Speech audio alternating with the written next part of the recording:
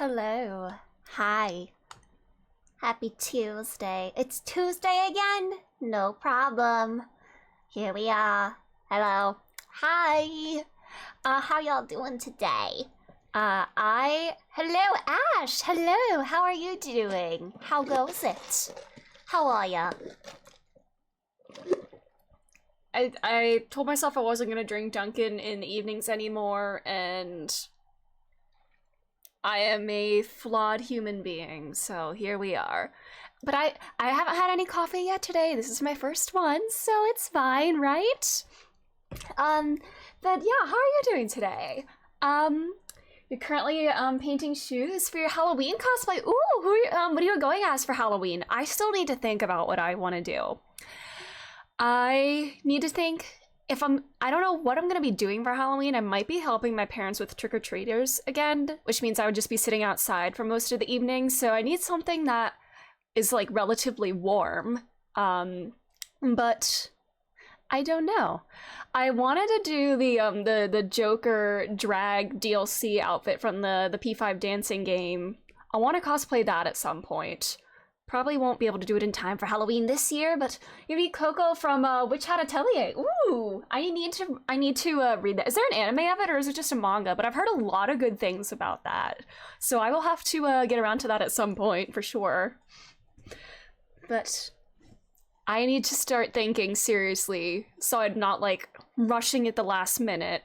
Because last year I did Power from Chainsaw Man for Halloween, which is relatively simple. All I needed to really get for that was the wig and the horns, because it's just like a white button down and black pants and a blue hoodie. The anime was announced, but we haven't gotten any updates on it in years. Oh no, not years. Oh no. The manga's really good. Ooh, I will need to read that. But I'm assuming it's very like magical and witchy based off the title, which is like right up my alley. Which is another reminder that I need to watch Little Witch Academia, because I need something to fill the owl house shaped hole in my heart, and I feel like Little Witch Academia might do just that. But I keep forgetting. I'm falling behind on things I'm watching again. I haven't watched the new Spy Family yet. I haven't watched Our Flag Means Death season 2 yet. There's a lot. One of the best and most inclusive mangas I've read possibly ever. I need to start reading that for sure. Gonna make a note of that. Is it still ongoing or is it over? I'm gonna put a loud reminder for myself. Read it. All right. I'm gonna yell my stuff. It's like if the Owl's House and Howl's Moving Castle combined, but better. Okay, that sounds literally perfect. I need that. It's ongoing still? Alright, I'm gonna have to start following it for sure then. I need something like that. I just love magical, witchy stories. I gravitate towards like books that involve that kind of stuff. I love witchy books. Witchy shows. I just love it. Very fun. I like it a lot. What else? Oh yeah, today I finally finished editing the Rise from the Ashes highlights. So probably later this week I'll have that up on YouTube. I just need to do a couple like other little editing things, captions and whatnot. But yeah, it's so cozy and beautiful. I think I need a nice cozy story to indulge in, because between Jujutsu Kaisen going on right now, that's a lot. This game is stressing me out. But I need a nice, fun little cozy story. I really do. My stress ball is deflated. I'm like playing with this I found there's like a tiny hole in it, so like all the air is gone, but the mangaka's a woman, and you can tell, okay, that's so good. Thank you. I need that. I really need that. Yeah. We love that. Yeah, we did the first part of the trial. I don't know if this is going to be a multi-day trial or if it's still going to be one day of trials, but it's just longer. But we'll be starting part 2 of the trial today. And I'm worried. I'm scared. I'm worried about Susato. I mean, well, I guess maybe not worried, but the way they said, like, Ryunosuke was like, yeah, it's not like I'll never see her again. That kind of phrasing makes me nervous. That, yeah. Guess who? Hello! Not you. Oh my god, formerly known as Not Bet Noir. Hello, how are you? Very androgynous character designs and inclusive characters, beautiful artwork, 10 out of 10 story. I really do need to get on that as soon as I can. I mean, with name change. But how are you doing today? How's it going?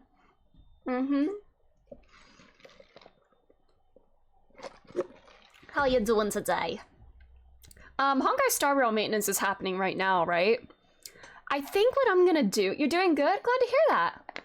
I think for a second I was debating whether to go for Seela's Light Cone because she's my queen. I'm investing everything in her. I'm trying to get all her traces maxed out, and all of her abilities are at level 10. I just need to unlock her last couple minor traces that are just stat boosts, and then she'll be done. So I was being busy and procrastinating. Pizarro, welcome! How are you doing? Thank you so much for being here. I'm doing pretty well. Did a little productive stuff today, and then some not productive stuff either, involving more procrastination on Final Fantasy XIV. Somebody needs to, like, I might just need to, like, finish up the pre-Heavensward stuff on stream. I know I haven't really streamed any 14 before, so some of y'all might be a little lost as to what's going on, but it's fine. It can be more casual and whatnot, but that might motivate me to actually get to Heavensward instead of picking yet another class to start leveling. Betty no more. Either Noir or Yakumo. Alrighty, thank you. Good to know, thank you. But yeah, nice. But yeah, I've decided my friend is obsessed with Final Fantasy XIV. I'm kind of falling into that rabbit hole right now. I'm so close to Heavensward, but I want to do everything except that. Like, I want to try out every single class, get great gear for all of them. I'm a completionist. I gotta try out everything, and I feel like the way to best to learn how every class works is to actually experience it. I learn best by doing, and that can help me better understand what's going on with other people that I play with. I had quite a lot of procrastination on my studies, so I can understand about that. Yes, let's procrastinate together, and then eventually we'll get everything done together. Yes. But yeah, I just need to sit down and get it done. I have maybe 10 or so quests before Heavensward. It's really not going to take that long. But I just get distracted. There's just so much to do. I'll do 1 or 2 quests in the main story, and then I'll go start harvesting wood and plants and stuff. I can't have a convo without them without hearing something about Orangier. Orangier! Oh, he uses very fancy words. Haha. He has a sort of French sounding name, I guess. Orangier. I also have a son. I've adopted a son in that game. Alphino is my son. He's the little white-haired character that I get attached to. Also Thancred. No, Thancred's the white-haired character that I feel like everybody gets attached to. And also, I'm at a point where I got attached to somebody that I probably shouldn't have because they did the thing of introducing a fun character and then killing them pretty quickly afterwards, and then I got very sad, so yeah. I've been messing around with speedrunning dumb nicknames or something like Nomo or Momo. Ooh, cool. Hey, whatever you want, yeah, whatever names you like, yeah. I even made an alt account on a different Final Fantasy, a different server in 14 because I have problems. For now, either Yakumo or Noir. Alrighty, good to know. But yeah, next week I think I definitely want to do some Final Fantasy streams, some 14 streams. I think maybe I want to finish DGS 1 before getting into that. but also having some streams of Final Fantasy XIV will motivate me to actually play the story instead of just running around doing fuck all. So why don't we hop into the game then? So we can make some progress here. The other day I started leveling up Lancer in 14, and I'm not even at Dragoon yet, the like elevated version of it. And then I started Gladiator as well. Very serious question, sure. I may or may not have a serious answer. Alrighty. I've had 37 hours in this game. If I was a fish, good question. I don't really think about fish that often. Probably a goldfish, because my memory, I have a good like long-term memory, but sometimes like in the short term, it's not great. But also goldfish are pretty. Like my very first fish that I ever had was a goldfish that almost kind of looks like a koi. It was like orange and white splotches rather than like the standard kind of like goldfish color. And it was very pretty. I named her Bubbles after the Powerpuff Girls Bubbles. Have I ever had a goldfish? Yes. I had a couple goldfish. I had Bubbles, the little koi-looking one. My brother had one that he named Elephant, because he loved elephants, but that turned out to be a very fitting name for him, because this fish, Elephant the goldfish, grew to be absolutely massive, like probably like close to the size of my mic. Probably close to like this size. Like we actually had to get a bigger tank because he kept like swimming over. He would take like two like little swimmies or whatever, and he would bump into the side of the tank, and his nose was all like banged up and bloody. So we had to get a bigger tank so he had more room to move around in. But yeah, and then a couple years later, we got a couple more. We got two more goldfish named Peach and Luigi after the Mario characters. So yeah, I had a couple. That fish, yeah, he was a huge fish, and he lived for quite a while. He lived for, like, longer than the average goldfish. But yeah, he kind of was a monster. He was a big boy. Yeah, little elephant. Well, not little elephant, but... And he wasn't even my goldfish, technically. I miss my hamster. Yeah, I miss my childhood pets a lot. Man, childhood pets. Very special. We also had a crayfish. I think we named him Pincher Claws or something like that. I don't know how long that one lived, but we named him Butterball. Oh my god, that's such a cute name. Aww. That's very cute. Was he a big floofy boy, or was he smaller? That is a really cute name.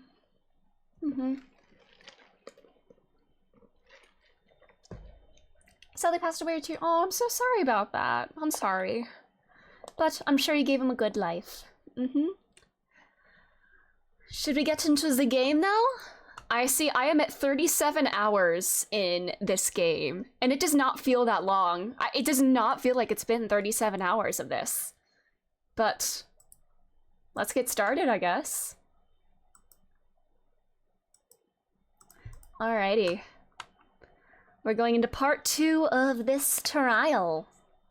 And I'm scared. I hope Susato's okay. Although she was conspiring with Sholmes over something. Sholmes woke up.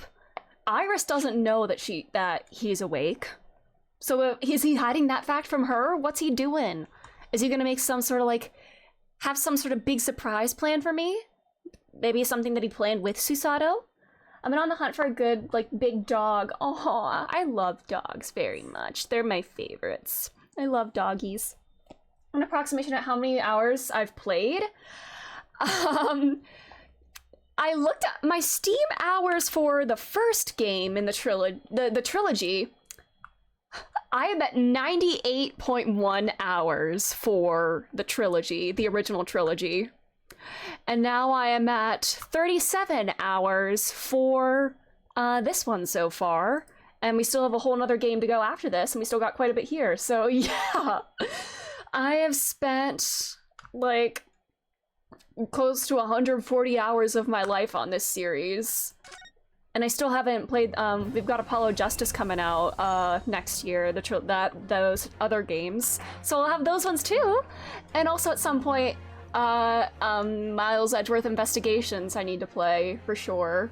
I don't know if I'll be able to do those on stream, but I definitely want to play them. But these lawyers are taking over my brain just as much as Persona. Anyways. Oh, I think I'm gonna surpass my Steam hours. I'm looking at my Steam hours again. The game that I spent the most time on so far is, yeah, I need to reach 1,000 for sure. Final Fantasy XIV has surpassed Persona 4 Golden and is now my second most played game. Persona 5 Royal is my longest played game with 175.9 hours. But Final Fantasy XIV is catching up at 156.4 hours. So yeah. 140 hours, yeah. Well, I do also have a New Game Plus running in Persona 4. To play through the game itself, it took about 69 hours. Nice. But I did also have an original playthrough that I did a couple dungeons of, and then I restarted on an easier difficulty because it was too grindy. And then I also had a New Game Plus in progress where I was trying to get all the achievements. So yeah. And for P5 Royal, I think it took 169 hours, nice, to do my first playthrough. And then I did a tiny bit of New Game Plus, but I'm still like on the first palace. I haven't even done the first palace in New Game Plus yet, so yeah. I have one single game where I have almost 1,300 hours. Whoa! That's wild. I don't even want to know how many hours I dumped into Genshin Impact over the past couple years. I don't know how many hours I have in Star Rail too. Probably got a few hundred hours in Star Rail for sure. Anyways, here we go. We just did our first summation examination. Imagine not having 1,000 plus. I definitely had over 1,000 hours in Genshin, I'm sure. I need to check my mom's Animal Crossing hours, because a couple months ago, last time I checked, she had about 2,000 hours in Animal Crossing New Horizons, and she plays it every single day. She has played it every single day for like 3 years, over 3 years now. And I need to check on what her current hours are at this point. Yeah, I know, she's a gamer for real. Hello, Oof Noise, how are you doing? I'm almost my 1,000th day of connection in Genshin. Oh my god, that's awesome! Nice! I haven't played Genshin in quite some time, and I don't know if/when I'll ever go back to it. But I do want to keep up with what's going on in the game, because doesn't Risley come out like tonight or something? The punchy ice guy? Anyways, yeah, we just did our first summation examination. Witnesses, you will now retake the stand. Oh yeah, we got Wario and Waluigi on the stand here. Look at them! And we got the secret third brother here. I presume you heard the defense counsel's summation examination? Oh, yeah. I'm gonna try to give him a Waluigi voice and him a Wario voice. It's gonna sound horrible, but... Oh, yeah, Governor. I did, Gov, I did. Mr. and Mr. Skulkin. Come here, baby. This is gonna be hard work. Kazuma, give me strength. Earlier in this trial, you gave the following testimony about your actions after you entered Windibanks. Well, it was bedlam soon as was, weren't it? Soon as. It was, Nash, it was. Didn't even have time to pull me dukes out me Lucy lockets. However, that was a lie! It's happening quite a lot, like some text, been very long text. Genshin got so much to read. Oh yeah, lots of reading. Hi Buster, you got screwed over, oh no, what happened? Crucified covered by Ghost. Ooh, I don't really know too many like Ghost songs other than the one that like blew up on TikTok last year, like Mariana Cross. And I know people are like, I don't want to be like a fake fan or whatever, but no. I don't really know any of their other songs, but... You lost one of your AirPods on the bus? No! Oh my god, that's awful. I'm so sorry. That sucks. I'm sorry about that. Man. I never really used AirPods myself. I do have one set of like little not AirPods brand, but like wireless earbuds, but I haven't really used them that much. I don't really like the original version for some. Who does the original version? I don't know that one either. Uncultured. Anyways. The burglars lied in court. You brothers! God blimey! On the night in question, you rifled through the items on the victim's counter. We never done nothing of the sort. How'd you figure that out? You will now give formal testimony once again. You will tell the court precisely what happened on the night in question, and this time, you will tell the truth. Each lie that passes your lips serves to increase the severity of your punishment. Ooh. And that, gentlemen, may deal a crushing blow to your chances of ever seeing the light of day again. Alright, jeez. Army of Lovers. I don't know any of their songs either.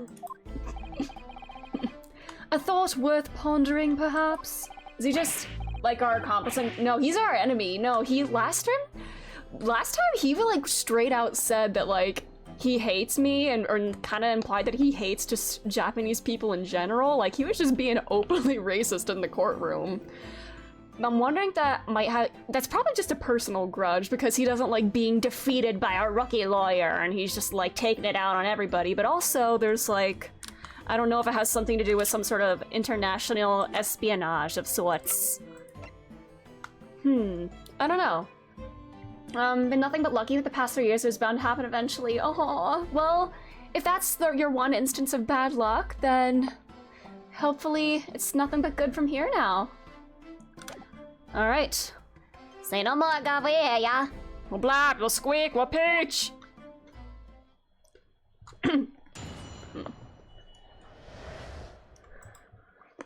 I hope so too. Alright, we did knock a few things over, but we were rifling for nothing. It was when we had the gunshot, see? Made us both jump and all that stuff went flying. Yeah, the infinite food guy is on the witness stand, yeah. They weren't even 3 weeks old. Oh my god, that's awful. I'm so sorry about that. Mommy, didn't have a Lummy, it didn't have give me a fright. We was thinking the shooter'd come out the door and get us next. We stuck everything back where we found it and scarped straight into the blank. I can't even read this. We couldn't have shot the pawnbrokers, see? We never even had a chance, did we?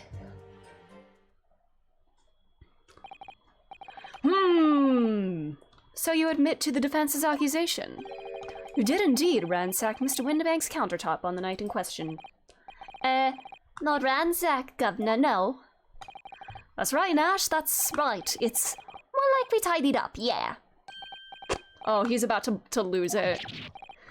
Sorry. By their own admission, these brothers entered the pawnbrokery under dubious circumstances.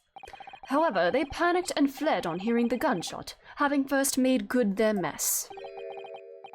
The way you say it, we hardly sound like roughs at all. Yeah, you're kind of pathetic at your job. Well, it's not a job, but... We don't, Nash, we don't. Can you make us sound a bit more cutthroat? I think he's just describing you honestly. Can't just be coincidence that these men showed up at Windibank's that night. There's more to their testimony than meets the eye. I'm sure of it.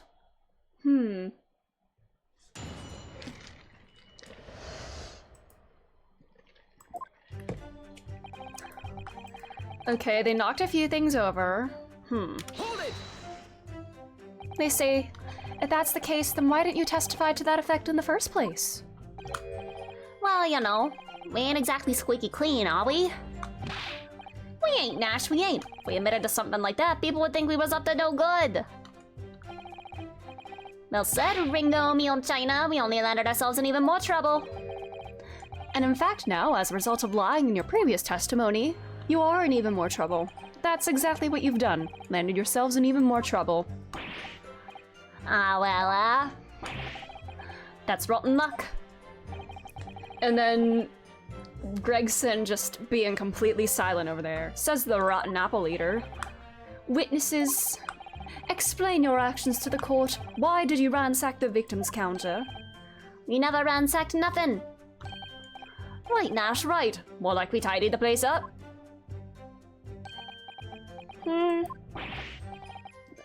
Sorry.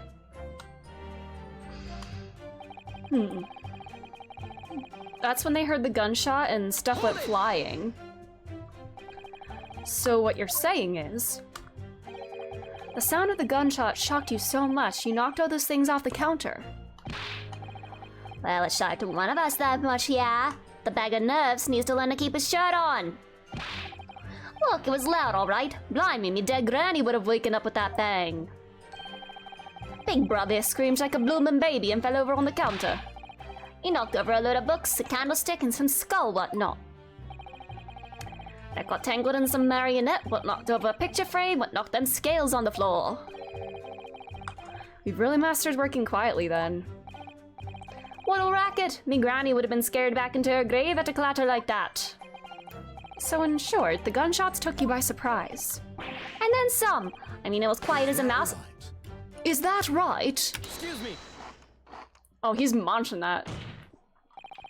Inspector Gregson, do you have something to add? Like I keep saying, I don't appreciate being lumped in with these scoundrels. No? Something to add about their testimony? Kazuma, give me strength. You seem to react just now at what Mr. Skulkin said. Did it make you think of something? It's probably nothing, of course. Wouldn't even bother to mention it, only... Well, the fact is, cases don't get solved if you ignore the little details. How about you just tell us what's on your mind? As you know, we brought these fellas into the yard for questioning last night. And the statement they gave then told a slightly different story to what they're saying now. Oop. Did it? You claimed you heard the victim shout something out before the gunshot. Ooh. Might have, Guff, might have. Does ring a bell now you mention it. Granted, it's only a minor detail, but still. I can't help feeling like perhaps you've been a bit sloppy with your testimony here, eh, fellas? I just knocked something over under my desk. If I discover these witnesses' testimonies have been any more sloppy than it hitherto proven to be, I shall be forced to bring... Oh my god, can I not scooch in? I shall be forced to bring the very harshest punishment to bear against them. Yes, perjury actually gets punished in this day and age. That's it, yep. It's all coming back to me now. Then speak! Supplement your testimony with whatever details have miraculously returned to your questionable minds, sirs. Hee. Right you are, Gov. What did you hear? I heard a voice yelling out, "Gimme that gun."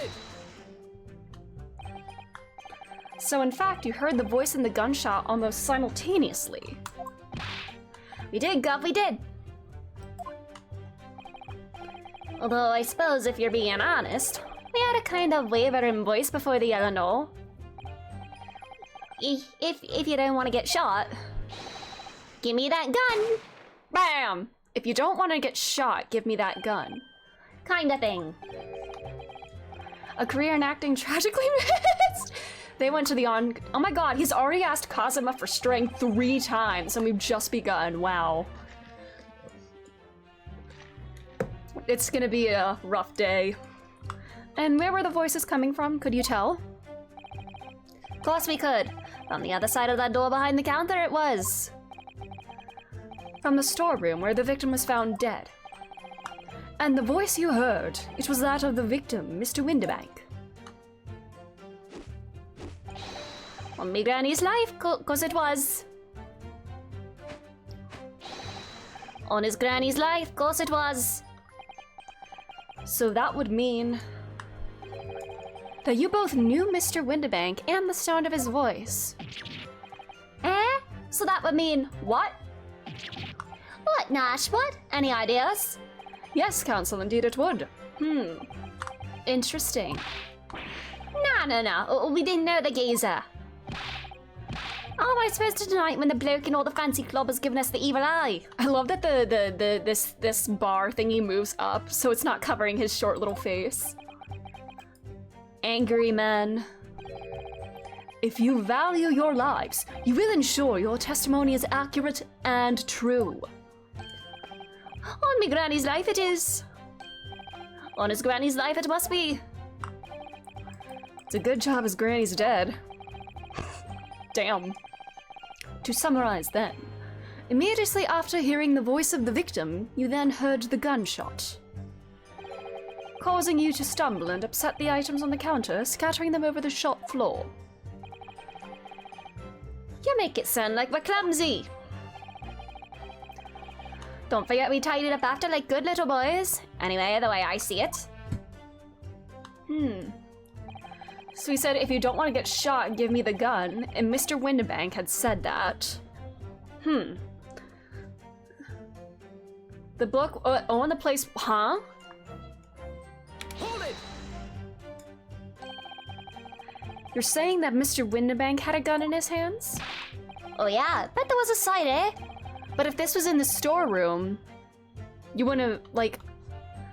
They're saying all this happened in the storeroom, but how could they have seen in there, you know? Them two waving them guns at each other must have got pretty heated. I mean, just before he shouted out, we had the geezer say, if you don't want to get shot. Didn't really sound like he meant it, mind. More of an empty threat, you could say. Mr. Windibank was known to keep a revolver on his shop counter at all times. People say that to protect the articles in keeping, he'd readily put a bullet in someone's head if his own head. That's someone being himself, of course. Oh my god, yeah.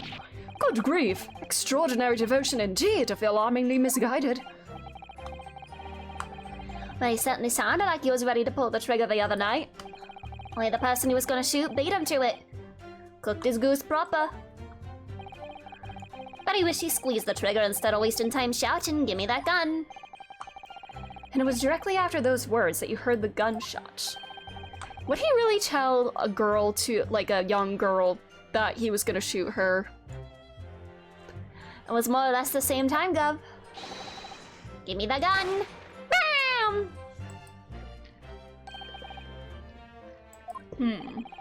Yes. A career in acting very tragically missed. They could be like a little vaudeville duo. They could be like the stock characters that are like... It's kind of like a gag that's kind of like mentioned in The Drowsy Chaperone, the musical, where it's like the two gangsters who are disguised as like innocent men. Like the pastry chefs or whatever. Then we heard the sound of someone hitting the deck. But everything went dead quiet. After that, we done a slash-dash job tidying the place up. You thought they would come out of the door, but it's kind of weird. They said they saw Mr. Windibank with the gun, but didn't they originally say they didn't see anybody else in there? Because like, if they had seen someone else in the shop at the time, they wouldn't have gone in or something. Or am I just making that up? But they said they saw him with the gun, but they said this was also, they heard this from the storeroom. They heard this was in the storeroom. Hold it! I don't know. So you didn't try to open the storeroom door then? Not on your life. It went deadly quiet after that, it did. Put the wind right up me. But anyway, the door was locked, weren't it? No, wait, that was opening. Yes, of course. It was locked from the inside, or so we've been led to believe. It was, Gov, it was, from the inside. Right, so we had no way of knowing what was going on in there, did we? Unless there was some other way to get a view of the inside of the storeroom. Like the key through, or through the keyhole, or spy hole, perhaps? Don't ring no bells, don't light no lights. We had to cut and run before we noticed anything like that. We're still cutting our teeth in this game, see? But one day... we'll really cut the mustard. Please cut it out. You're not a prosecutor. You can't be the theater people. But as we know, behind that door was the victim's lifeless body with the accused not 2 feet away. I mean, we know there was that little flap door, the little door flap on the door, but I noticed it doesn't exist at the picture taken at 1 o'clock, but it does exist in the picture taken at 1:30. So either someone got the cat doorinator and made a little flap like that, or somehow made a perfectly, just sliced it a little flap in like that. I don't know.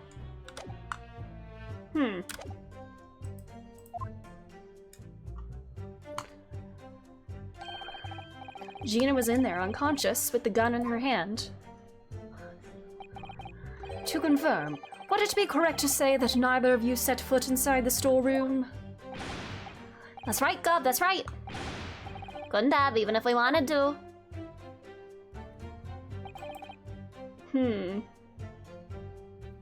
Hold it! Yes. Whereupon you fired a shot from your own gun at Mr. Herlock Sholmes. Oh, yeah, we was a bit hasty there.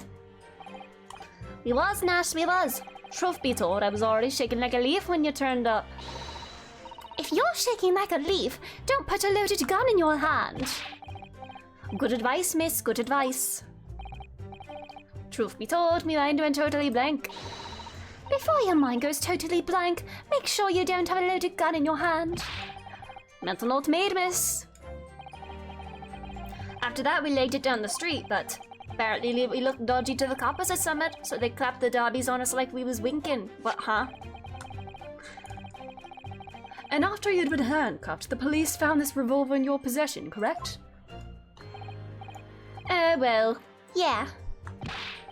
Well, listen, that proves I done it, eh?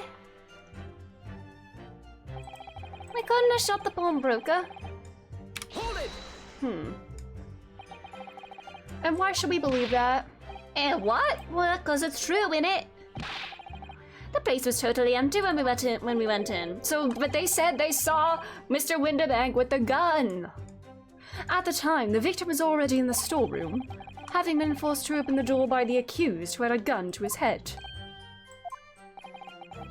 In other words, on the night in question, these two witnesses never even laid eyes on the proprietor of the pawnbroker. In their testimony, didn't they just say they saw him with the gun? Unless I misread that, I swear they said they saw him with the gun. Down to a T. So the Skulkin brothers never actually encountered Mr. Windibank? Is that really true, I wonder? That's it? That's the full extent of their testimony? What is it, Bruno? You look very fierce. I could pour you some herbal tea if you're tired. Oh, thank you, but I'm fine. Being such a logical thinker, you'll probably laugh. But I feel as though these brothers are still hiding something important. It is nothing more than a feeling, though. I have no proof to support it. Well, feelings can be very logical at times. Sorry? People's expressions, the movement of their eyes, the words they choose. You can take all that in and your brain will quietly analyze it to come up with a feeling like you describe. You've concluded that there's something suspicious about this testimony without knowing why, that's all. I think you should trust your instincts. Iris, thank you. Sometimes I think if she's 10 years old, I must be 5. Knock a few things over. The book? Yeah. Hold it! Can I, like, contradict this somehow? You're saying that he had a gun in his hand? Yeah, we pressed this.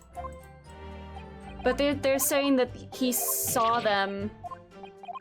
We don't have any piece of evidence indicating that we,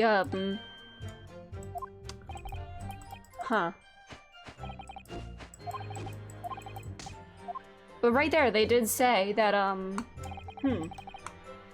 don't have anything in the evidence indicating otherwise. Do I? Or do I have to press again? On this?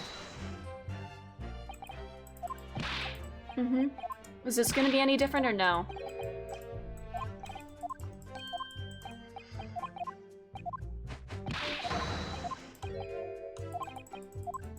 Okay, so I need some kind of evidence to, show that they did see him, other than their own words.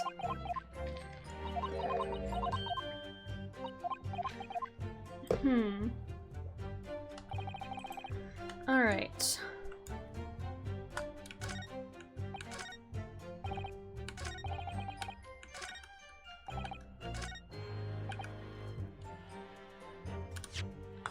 What do we have?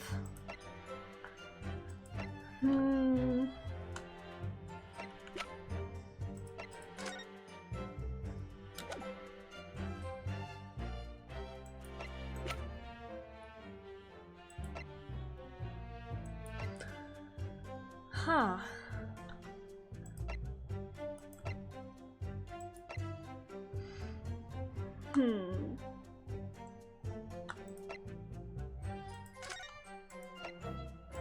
They literally said that they saw Mr. Windibank holding the gun, and yet in the later on in the statement they're saying that they never saw him.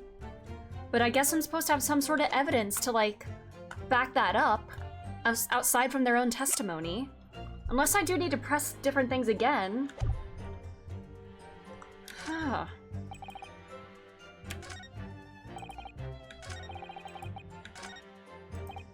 Hold it! No, this is the same.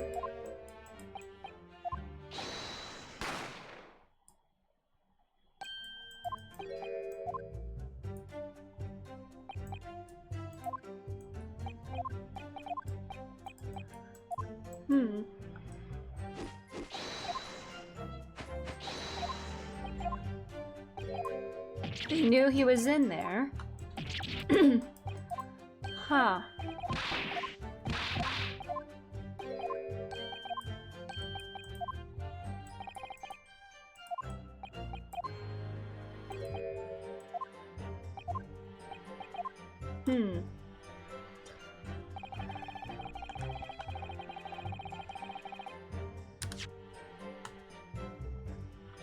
Would it be... It wouldn't be this, would it? Because you can see the little flap is in this picture? I'm confused.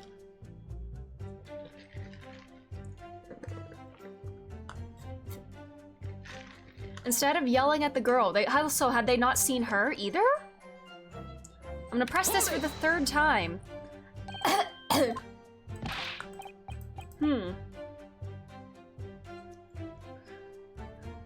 So, waving guns at each other, saying they both had a gun, or... Huh. Is he saying they both had a gun?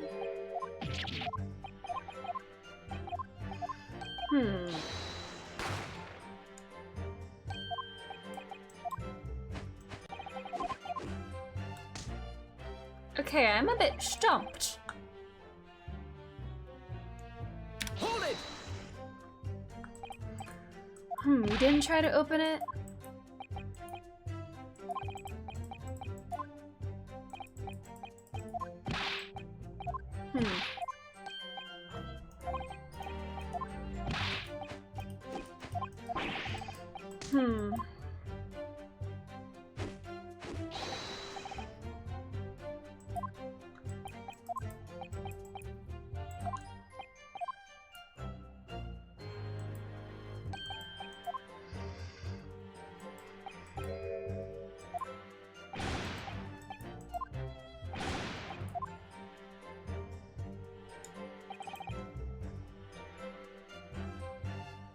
I'm just pressing everything again. I don't know if any new things are gonna come up, but... Huh.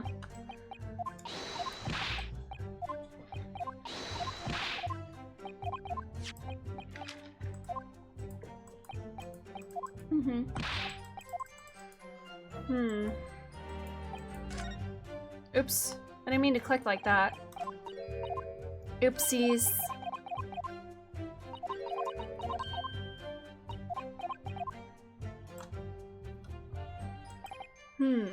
Hold it!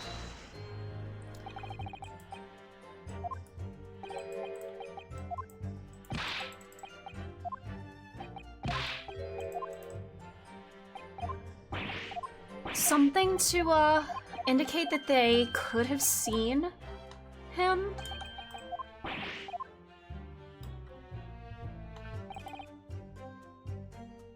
I feel like I've pressed everything multiple times and nothing new came up, so... Do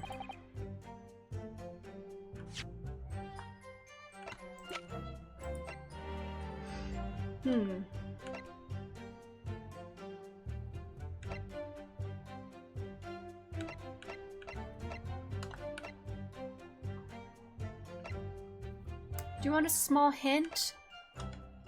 Not just yet. maybe in a bit.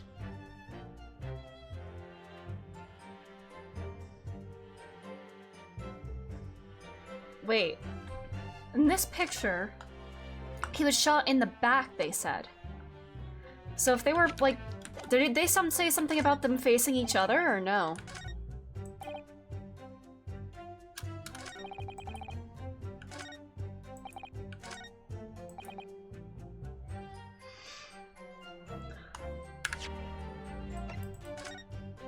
It wouldn't have anything to do with the little flap, would it? The little door flap? Like, would it? Objection. Yeah, I didn't think that would be it. That we've not really done anything with that. Alright, I think I would like a little hint, Ash. Because we haven't pointed out the door flap yet, so...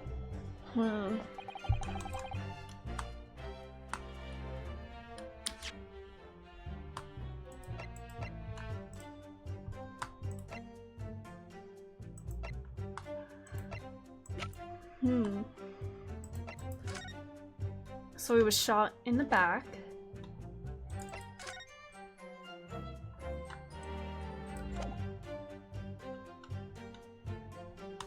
Huh. Gregson's interruption earlier was an important addition. So something with involving Mr. Windibank yelling, "Give me the gun." Okay?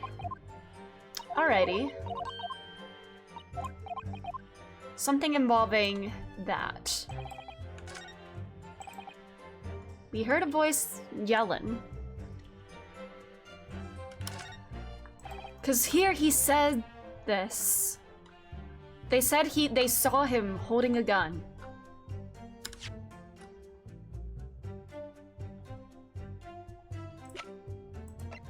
Ah, it's gonna be this, cause Gina was holding this. Objection.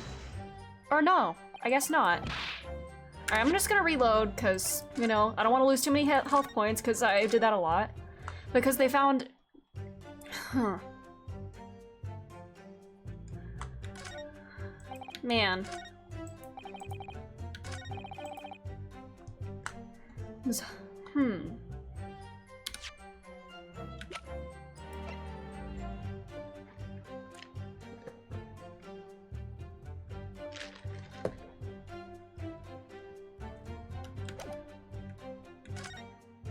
Alright, give me that gun. I'm just gonna press these two again. So you heard it kind of simultaneously, they said.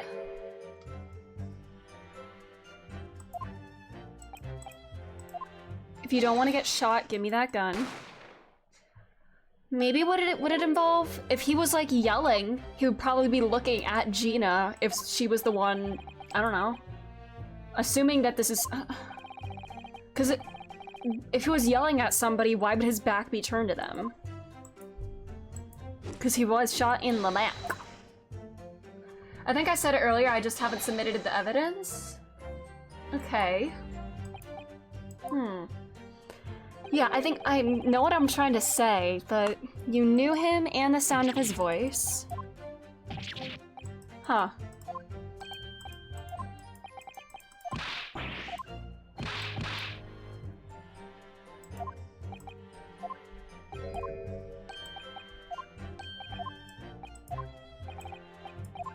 So immediately after hearing that, that's when the gun went off. Oops.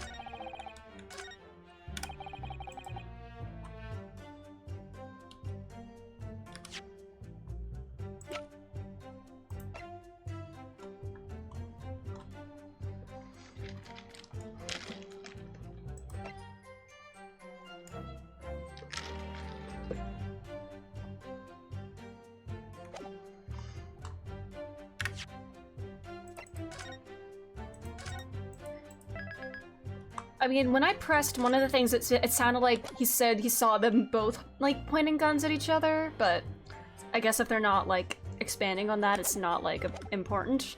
So maybe that's not what they're trying to say, but... We heard a voice yelling out, "Give me that gun." Okay.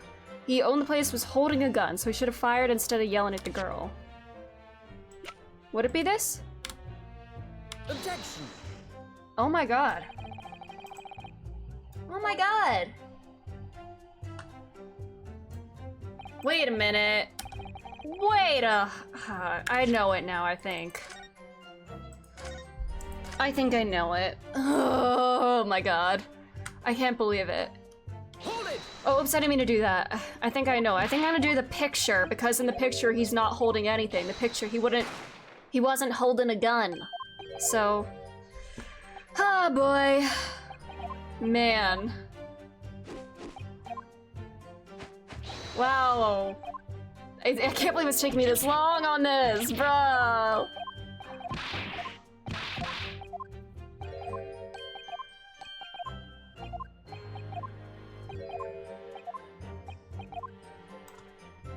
Alright, I think this is it. They said he was holding a gun, but... Objection. There we go, Jesus!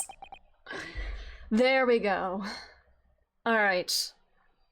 I do need to pee, so I'm gonna go take a victory pee. I'll be back in a moment, I'm so sorry. Man. There we go, anyways. I'll be back.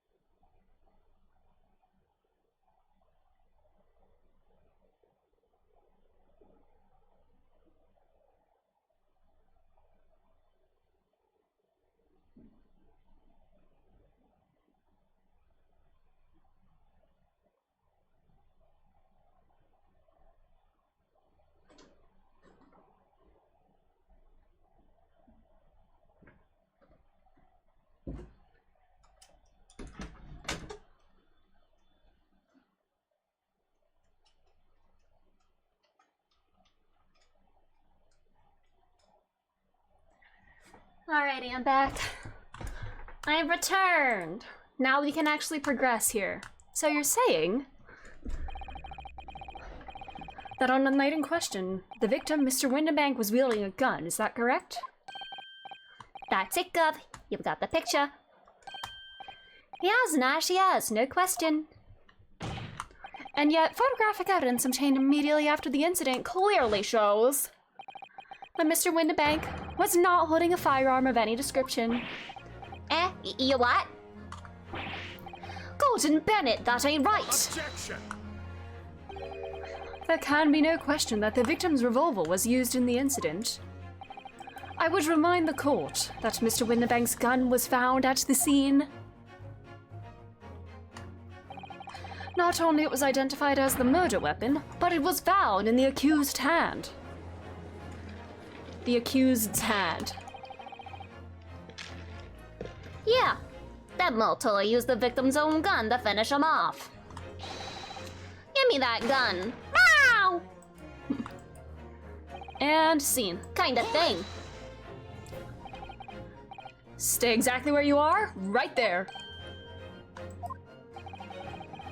If the crime have taken place as you so colorfully yeah, because in that he's like, oh, dramatically, I've been shot in the heart from the front. It would give rise to an undeniable and significant inconsistency in the final moments you acted out. Yeah, if he was reaching and then, is it because he was shot in the back? If it played out as the way they're acting, he would have been shot in the front. You intrigue me, my learned friend, but let's see some evidence to support your claim. Where is the proof that demonstrates this inconsistency in the witness's portrayal of the final moments? Would it be the autopsy report if it says in the back? Because I doubt I'm gonna use the picture twice in a row, would I? Take that!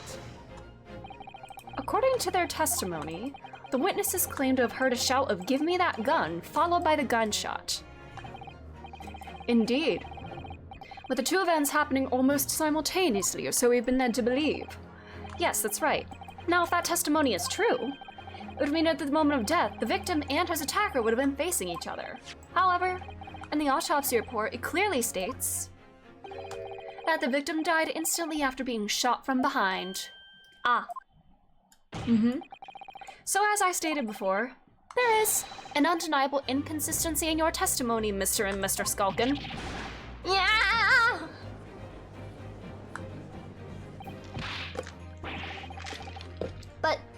But it's the God's honest truth.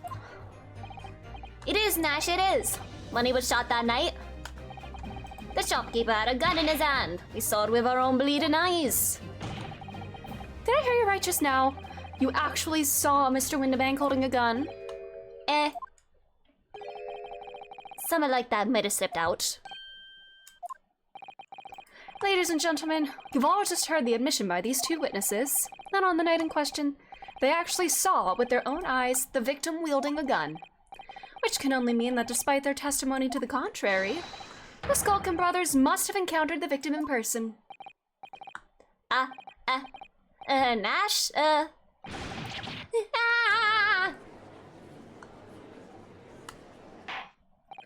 Order!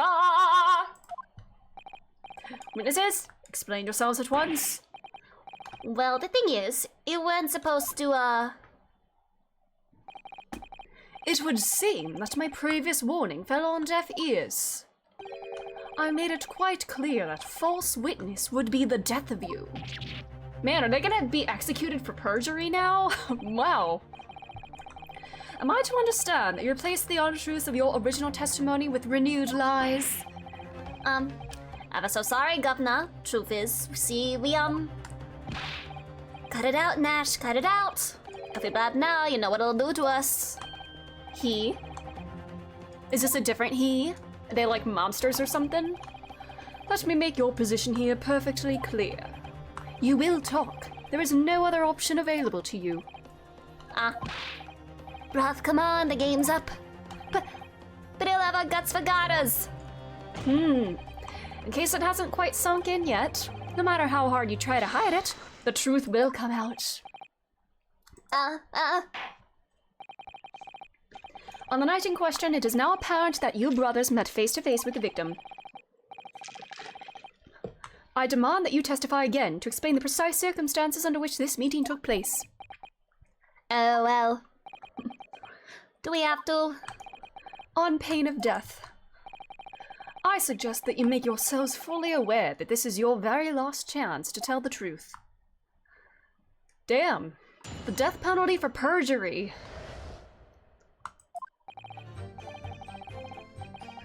Alright, so we just got inside the gaff and heaved a sigh of relief when the geezer showed his mug. Give me the gun, he bellowed, and flew at us like he was possessed. I thought we'd had it. So he said, give me the gun to you guys? For an old geezer, the bloke was strong as an ox. He tucked me over the counter. I pulled me gun on him and then he legged it through the door in the back room. We never had nothing to do with killing him. That's all what happened, I swear.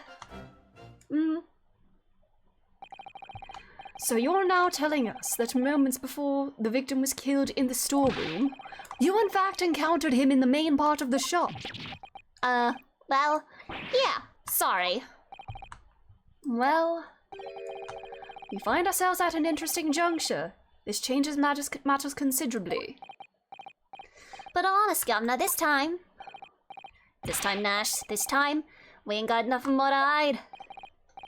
Very well. Counsel for the defense, you may proceed with your cross-examination. Yes, my lord. This is it. The moment I've been waiting for.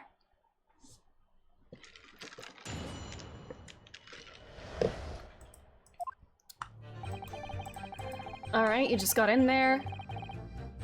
Hold it! So then you saw him. When you say geezer, I presume you mean the victim and proprietor of the shop, Mr. Windibank? sorry, I mean, that's right. He was keeping a close eye on the entrance to the gaff, obviously. But we never thought no one was gonna come out of the back room like that. The back room being the pawnbrokery storeroom? Yeah, that must be where he popped up from. Only place he could have been.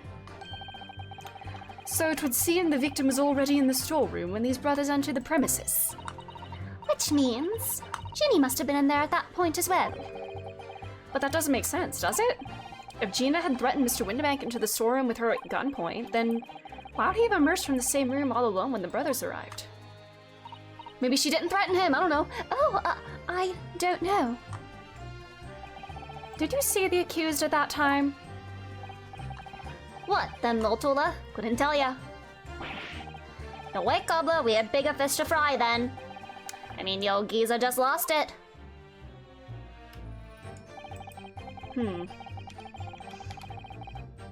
Hold it!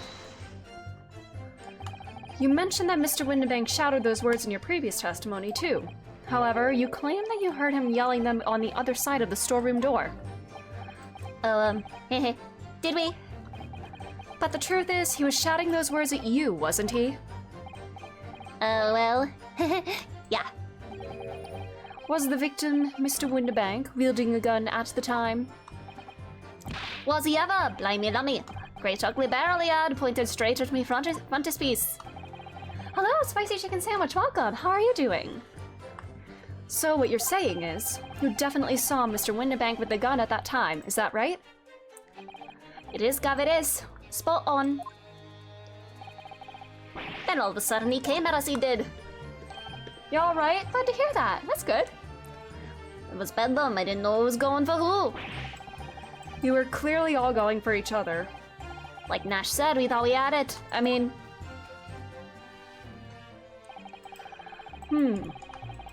He threw you say. Yes, I noticed that you mentioned the counter in your previous testimony, too. Well, yeah. Of course we did. He knocked over a load of books, a candlestick, and some skull whatnot. Then got tangled in some marionette, what knocked over a picture frame, what knocked them scales on the floor. So in fact, it wasn't the sound of the gunshot that shocked you and made you knock those things off the counter. Well, Big Brother here went flying over the counter like a gunshot, I can tell you. Then the old geezer pinned him. He did, Nash, he did. You hadn't been there, the bloke would have flattened me like a bloomin' pancake in seconds. At the time in question, the alarm was raised at the local police station via a secret cable from the pawnbrokery. There was a button under the counter used to activate it, which was presumably pressed by the victim. Yeah. When the brothers fled the scene and back onto the street, they ran straight into the arriving police, didn't they? Poor Mr. Windibank. He did everything he could to protect his shop.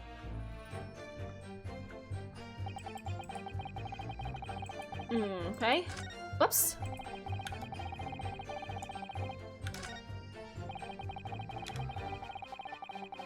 Hold it! Were you intending to shoot Mr. Windibank? Nah, never. I was just, you know. Looking out for me, bruv, weren't I? He was being flattened, don't forget. By a man whose shop was being burgled, yes. And then the man fled into the storeroom when you pointed your gun at him, is that it? Yeah, that's it. He shoved me away, then ran off through the door and shut himself in. Huh. Something that doesn't quite ring true. I wonder why Mr. Windibank ran into the storeroom. What if he was trying to protect Gina? Well, according to what everyone's saying, Ginny was in there waiting for him with a gun. Gina allegedly used Mr. Windibank's gun to threaten him and force him to open the storeroom door. In which case, how did the gun end up in Mr. Windibank's hands again? What if she was just picking up the gun and like playing with it, like, ooh, look at this, and he was like, no, don't touch that, it's dangerous. I have no idea, but that's strange, isn't it? This little inconsistency could be significant.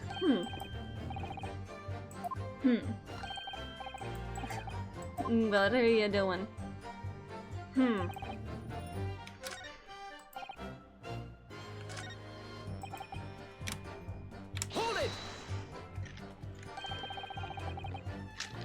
Oh no, I splashed coffee on myself. You say you had nothing to do with it? Nothing at all. Nothing, Gov, nothing. The old geezer went and shut himself in the back room, didn't he? Locked it was from the inside. We know it was because we tried to open it. But it's a decent door, that one, good and strong, wouldn't budge an inch. How have I been? I've been doing pretty well.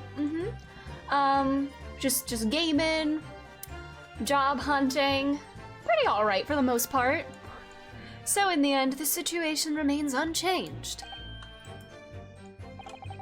Inside the storeroom with the pawnbroker, there was only one other person. The sole person who could have possibly shot the victim, the accused Miss Gina Lestrade. It would indeed appear so. What say you to that, counsel? I don't know. It could have. What if it was those two, Nash or whoever? If he went in there and shot through the little flappy in the door, he could have done it, yeah.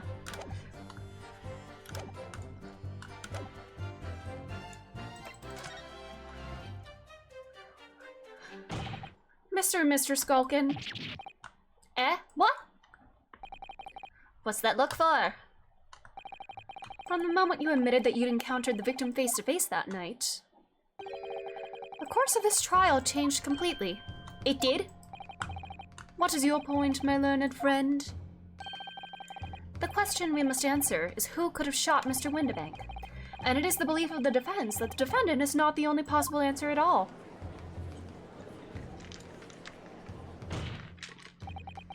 You have my attention. In that case, let us return to this plan of the premises.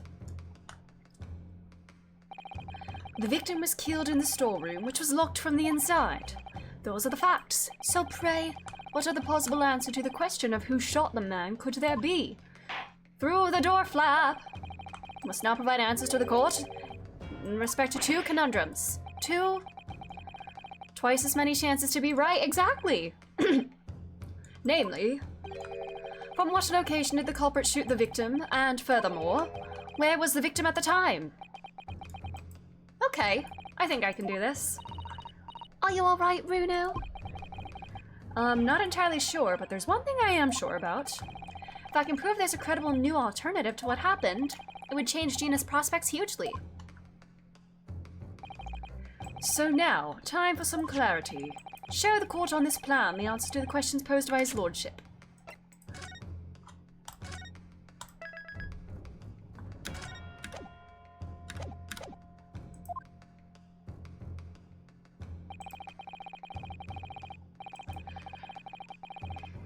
I'm gonna go with they could have fired from here. They could have shot through the little door flap to where Windibank was. Take that! The defense will believe the culprit could have shot the victim from this location here. And in answer to the second question, assuming the culprit fired from the location indicated, where was the victim at the time? Take that!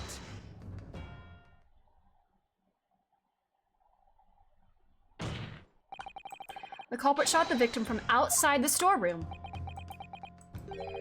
Continue. Mr. Windibank died instantly from a bullet wound in his back.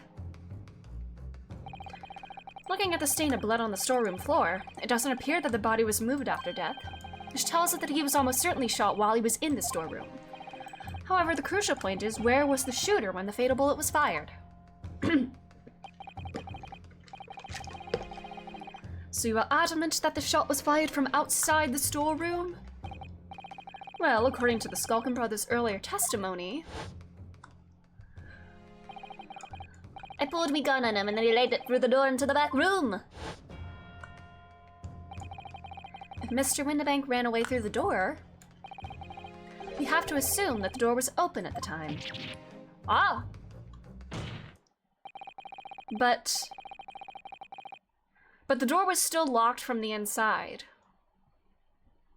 is that, I guess that might be brought up as a rebuttal by Van Zeeks, and we can be like, the flappy flap in the door, when are we gonna bring up the flappy flap? These brothers had the perfect opportunity to shoot the man in the back once he was inside the storeroom. Ah! Come to think of it, do you remember what the prosecutor said at the start of the trial? Moving on to the findings of Scotland Yard's coroner. His report states that the bullet entered the body on a rising diagonal trajectory. Oh yeah. Which means the victim was likely shot by someone significantly shorter in height. Like Ringo. Poor man. Shot while he was running as fast as he could to safety. Ah, of course! He would have been leaning forward as he was running away. So even if the bullet was fired horizontally, it would still enter his body on an upward trajectory. Because he did the thing. So the culprit isn't necessarily someone shorter than Mr. Winterbank. Objection!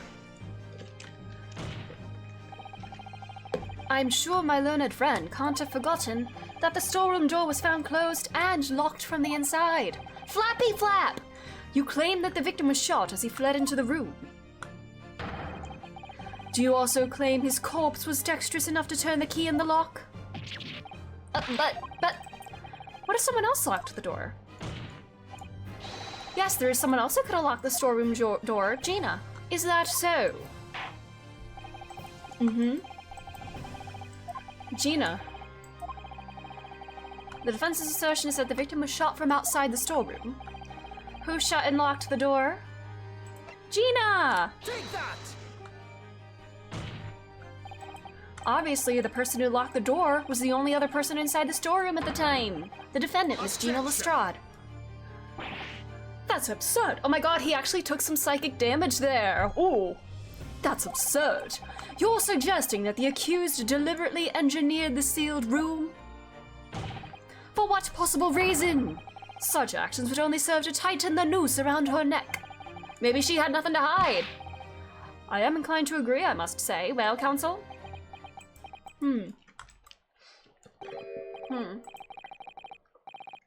That is a tricky one. Half-baked notions have no place in my courtroom, counsel. Remember that, please. But of course Ginny would have locked the door. It almost goes without saying, doesn't it? It does. Well, if I was Ginny in that situation, I know I would have locked the door as quickly as I could. Yeah. Maybe as she was locking the, trying to run to get to the door, he was shot, and then she closed and locked it, and then registered that he had collapsed. I mean, those two burglars had just fired a gun in her direction, hadn't they? Obviously.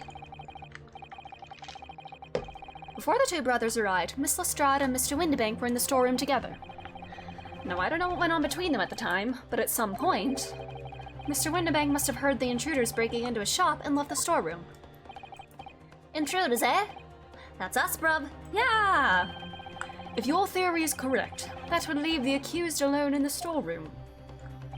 Yes, it would. Then, probably only moments later, the victim fled back through the storeroom door, hoping to escape danger. Bang!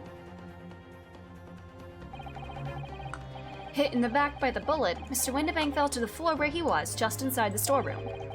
And what we have to ask ourselves now is, what would the defendant have done in that moment? Ah! I see where you're going with this.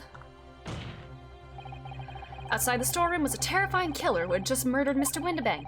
As soon as that thought struck Miss Lestrade, she slammed the door shut and locked it in order to save her own life. Oh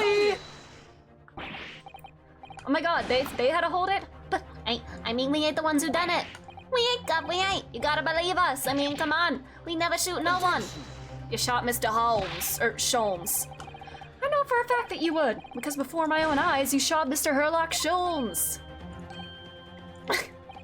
Man, there's only one logical conclusion here. Mr. and Mr. Skulkin, you brothers had every opportunity to have been the true perpetrators of Mr. Winterbank's murder.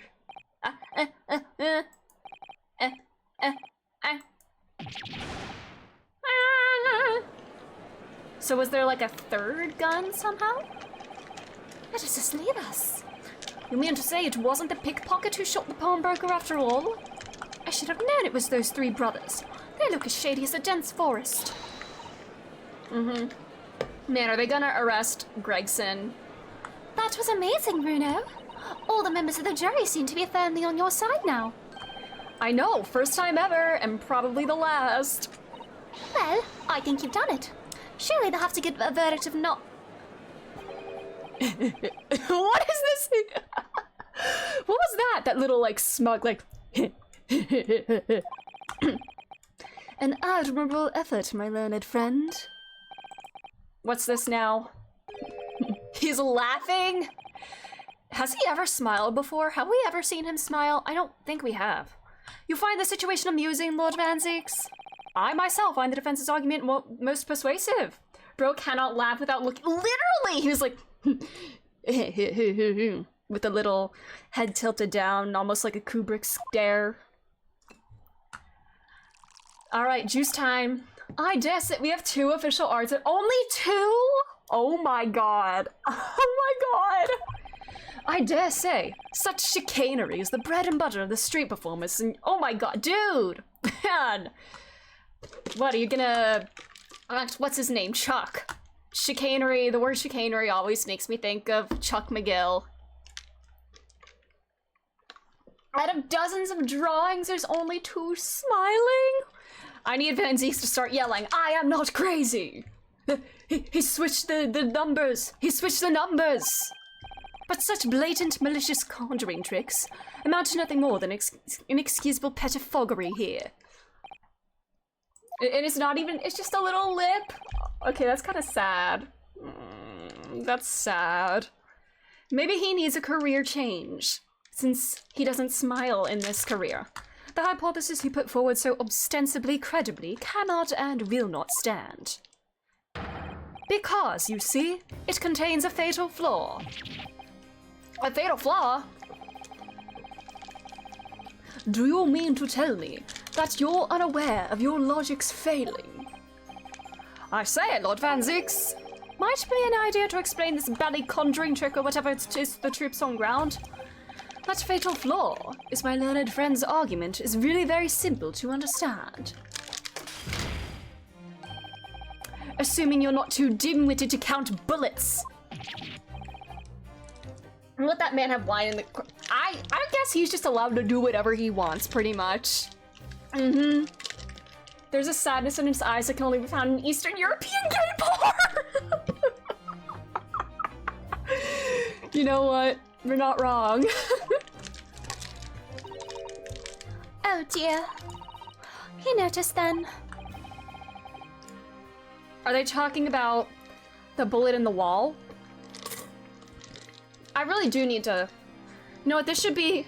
I should not have iced coffee before my evening streams, because vocal cords, the cold in the vocal cords tighten it up. And I want to do some somewhat decent voicing. Counsel! Yes, sir? Tell the court how many bullets were found at the scene of the crime.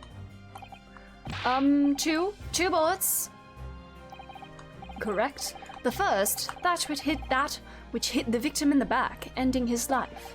And the second, that which struck the detective, Mr. Herlock Sholmes, on his arrival at the scene. Indeed. The defense presented a picture showing the damage caused by the second bullet early in the proceedings.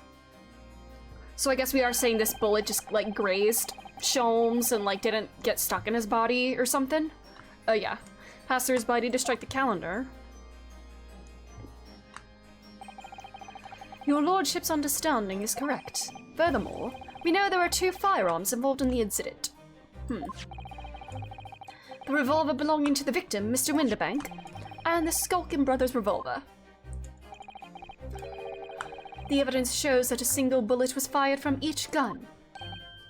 Yes, indeed it does. A single bullet from each. Now then, my learned friend. You yourself told the court only moments ago that these 2 brothers shot Mr. Herlock Sholmes right before your eyes. What if it's Mr. Winterbank that shot Sholmes? What if he's the one that panicked fired the shot and then ran away, and then the brothers shot him with their own gun. Ballistic markings, baby! Oh my goodness, I think you'll find that if a single bullet that was fired from the brother's gun hit Mr. Sholmes, it means Winterbank was not shot by the same gun. Stop. Only one bullet. Stop. Exactly. Yes, this Nipponese street performer presented an ostensibly credible argument. However, it was never anything more than a diversionary trick with no hope of standing up to scrutiny. He wouldn't have dropped his gun because he found it because Gina was holding it. Maybe she like picked it up to like defend herself or whatever, just in case, and like, I don't know. I'm thinking maybe Mr. Winterbank fired the shot that hit Sholmes. Boop.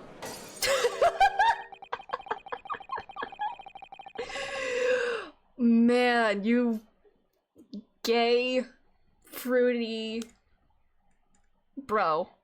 How do you do that? Pray forgive the discourtesy of flinging the dregs of this hallowed nectar into the public gallery. Lord Van Zix! But this court needs to open its eyes. The accused, Miss Gina Lestrade, is no ordinary little girl. Despite her young ears, she can regrettably no longer be described as a juvenile. Did I just say young ears when it said young years? Oops. No, the person in the dock is far from a law-abiding citizen. She has a past riddled with criminal conduct. But we're not talking about the past, we're talking about this one incident in particular. Truth is, the accused broke into the pawnbrokery on the night in question with loathsome intent. As we can see beyond a doubt in this print, Mr. Peck depicts her threatening the victim with a murder weapon. I think she just picked it up to like look at it or something, and he's like, whoa! He doesn't want her to hurt herself by accident. And I have here in my possession one more piece of evidence the prosecution wishes to present. The disc. I'll be taking that whatever it is of Mr. McGill is down to the yard. Thank you very much. No, don't give it to him. It's mine, that is. I'm sorry, miss, but anything belonging to Mr. McGill has to be taken in as evidence now. That music box disc. Mr. McGilda's music box disc. The very day before the hateful murder of Mr. Winterbank, the accused attempted to make off with this article, which clearly doesn't belong to her. Well, the owner's dead, so like, what are you supposed to do with it? And with none of the subtlety of a pickpocket, I might add. Maybe she wasn't trying to steal it, you know? But by brute force and brazen impudence. Good gracious! Make no mistake, any sympathy for the accused on account of her years is misguided and dangerous. There are no depths to which this girl will not stoop if pushed, no crime she would not commit. The court forgets that fact at its peril. Ooh. I think it would be prudent to take this music box disc into evidence counsel. As a grim testament to the Who was that? Lord Van Zix, Inspector Gregson, what are you doing, buddy? Yes, Inspector. We had a meeting yesterday at the yard with the prosecution service and, I think it was agreed the disc wouldn't be used at Why not? Why not? Was it really you? Was it really you, Gregson? Why were you spying on us the other day, too? Are you sure you're not the third skulking brother? Kinda sus. That's the first time he said anything to Van Zix at all. I am unaware of any such meeting. But those were the instructions right from the top. The government bigwigs were okay, maybe it's not that, though. I guess this is related to, this other case they're working on. Inspector, I am the prosecutor, and I alone determined how to present my case. Your warning is noted, thank you. Greg sus! Oh! The prosecution wishes to proceed with submitting this disc as evidence, my lord. Indeed. Bailiff? Okay.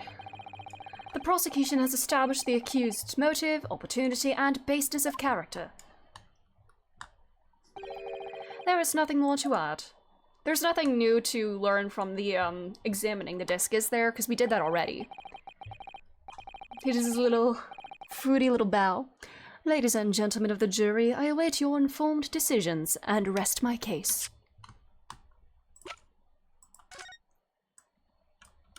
We're not gonna get anything new from this, are we? Yeah, the blood. Oh, wait! Can we do the test thingy on it? Yeah. Then it's my time to shine again. I thought I'd be waiting forever. All right, hold still with that disc, Bruno. Can we get this done quickly, Iris? In a flash. All right.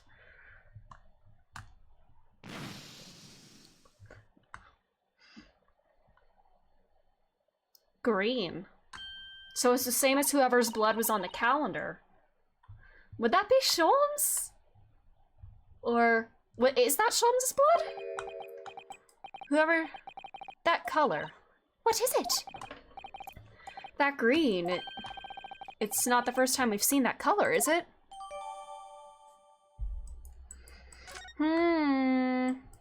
Interesting.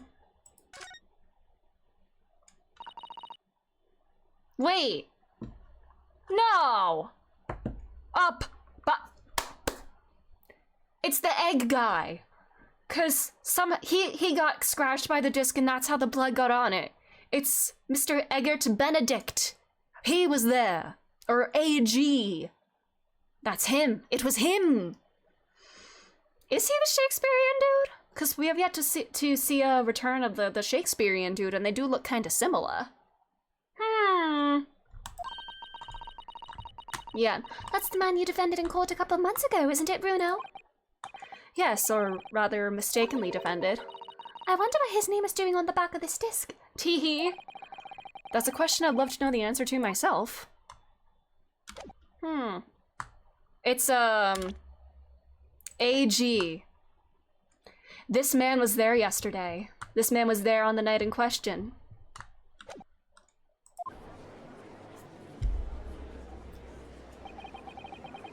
He's the third skulking brother. I don't believe it. I had the jury on my side for once, for all 5 minutes. Oh dear. It wasn't even for 5 minutes, Bruno. My lord! Wonder if I might say something at this point. Proceed, Mr. Foreman. Been stumbling about in a bit of a fog up to now, if truth be told, but all of a sudden, the answer's barely obvious to me and my men. There's only one thing for it. Oh, are they doing guilty again? Another summation examination? Very well. The court will hear from the jury. Ladies and gentlemen, you will present your leanings as to the defendant's culpability. Guilty. Guilty. Guilty. Guilty. Guilty. Guilty. All right.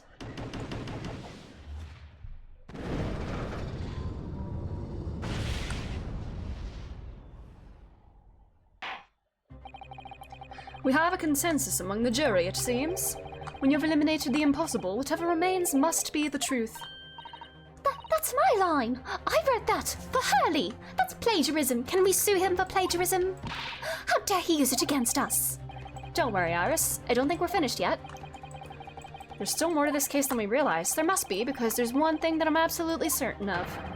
Gina didn't shoot Mr. Windibank. That's beyond any doubt. Very well. We'll proceed with the second summation examination of... I didn't even announce that I was gonna do it. He just, like, assumes that's what Ryunosuke is gonna do. And he would be right.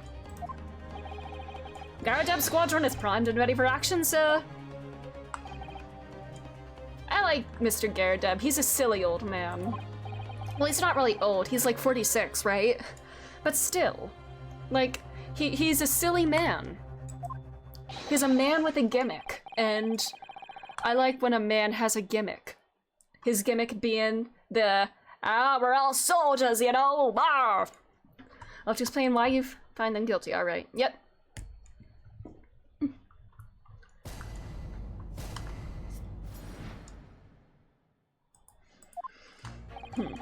Once a rogue, always a rogue, I say, different breed to us law-abiding. Okay, also, I don't like that about you. You're like looking down upon that kind of people. As only 2 bullets were found at the scene, I would say the whole case is done and dusted. His marriage with Joan was a failure because he was married to the bit! You know what? Good for him. Good for him. You don't need a stereoscope to see the truth here. Every which way you look at it, it was that pickpocket. I never imagined that simple operation would cause me such grief. He's still talking about his operation. Most normal jury. The accused attempted a theft on the previous day. I can see it. I'm in for a busy day ahead. I am ballistics expert. I have seen many shootings. There is nothing I do not know about guns. Can we let the mouse speak? It would seem there is little remaining room for doubt. I have to admit, I was rather bowled over by the argument put forward by the chap in black. But when that fell apart like a house of cards, I saw I'd jolly well been hoodwinked. I also love that he just speaks very British. Just words. I'd jolly well been hoodwinked. Bally-ho! The whole courtroom is turning against me. It's not fair. Iris? That prosecutor's being mean. Just because Ginny's done some things she shouldn't have in the past, that doesn't make her a murderer. Yeah. So much prejudice and judgment in here. Fruity vintage. Allow me to savor this fruity vintage while I savor the spectacle of your fruitless debate on the matter. Alright, fruity man. Here's to the truth coming out. Eventually. Fruity man comes out. Not clickbait. Sorry. That's enough preamble. Counsel proceed with the summation examination. Slap. Let's do it.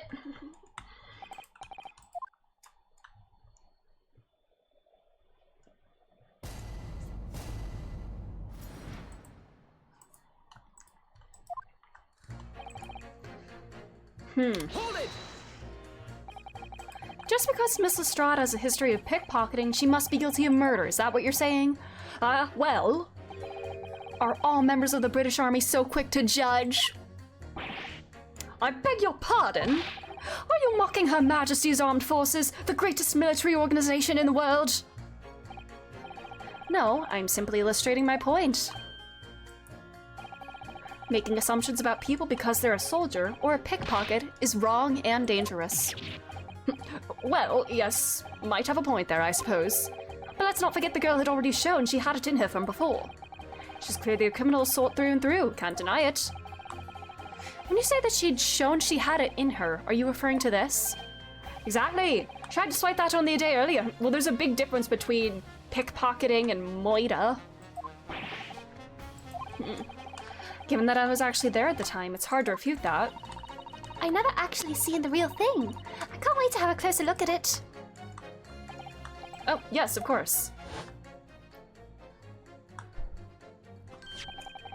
Mr. Sholmes did use his caramel bars to make a copy of the disc. Hi, silly man. I can't wait for him to show up again. Then ordered every type of music box he could find from across Europe. Wow, what an efficient man. We still don't know what tune it plays though, do we? What if it's not even music? What if it's like a voice recording or something? What if it has to do with the espionage? What if that's how some of these secrets are being leaked? Via music box tunes. What if he orders every single one and somehow he does it in a day, but it doesn't work on any of them and it only works for some custom-made box that the recipient of these messages has? I don't know. But I'd love to see how the original compares to Hurley's copy. McGilded's disc. Yep, we found the Shrek-colored blood. Hold it! It's the number of bullets that has you convinced? Only 2 bullets were fired, and the 2 guns that fired them had been examined by the police. When the parlor maid asks how many are invited for dinner, I always tell her to count the table settings. Well, that's logical, I suppose. Although, Yes? sometimes after dining, crockery does go missing. 1 or 2 guests rather like the fine china. Does your employer dine with thieves? So I suppose, if there was another bullet somewhere of which we were unaware, I'd have to reconsider my position. A third bullet. Oh, I don't know if I can prove that right now, actually. I don't think I have the evidence to prove that there could be a third bullet at this point. So, maybe I'll say it's impossible for now.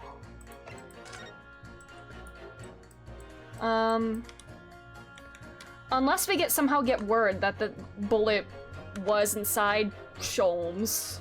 I don't know.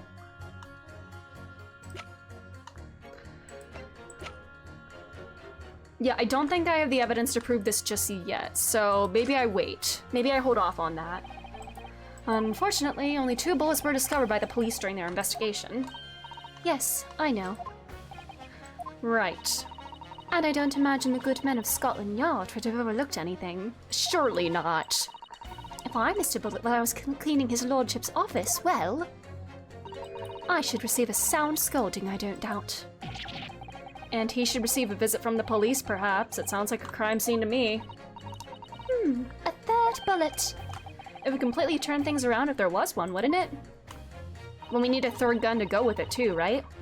Do you think we might find one lying around somewhere?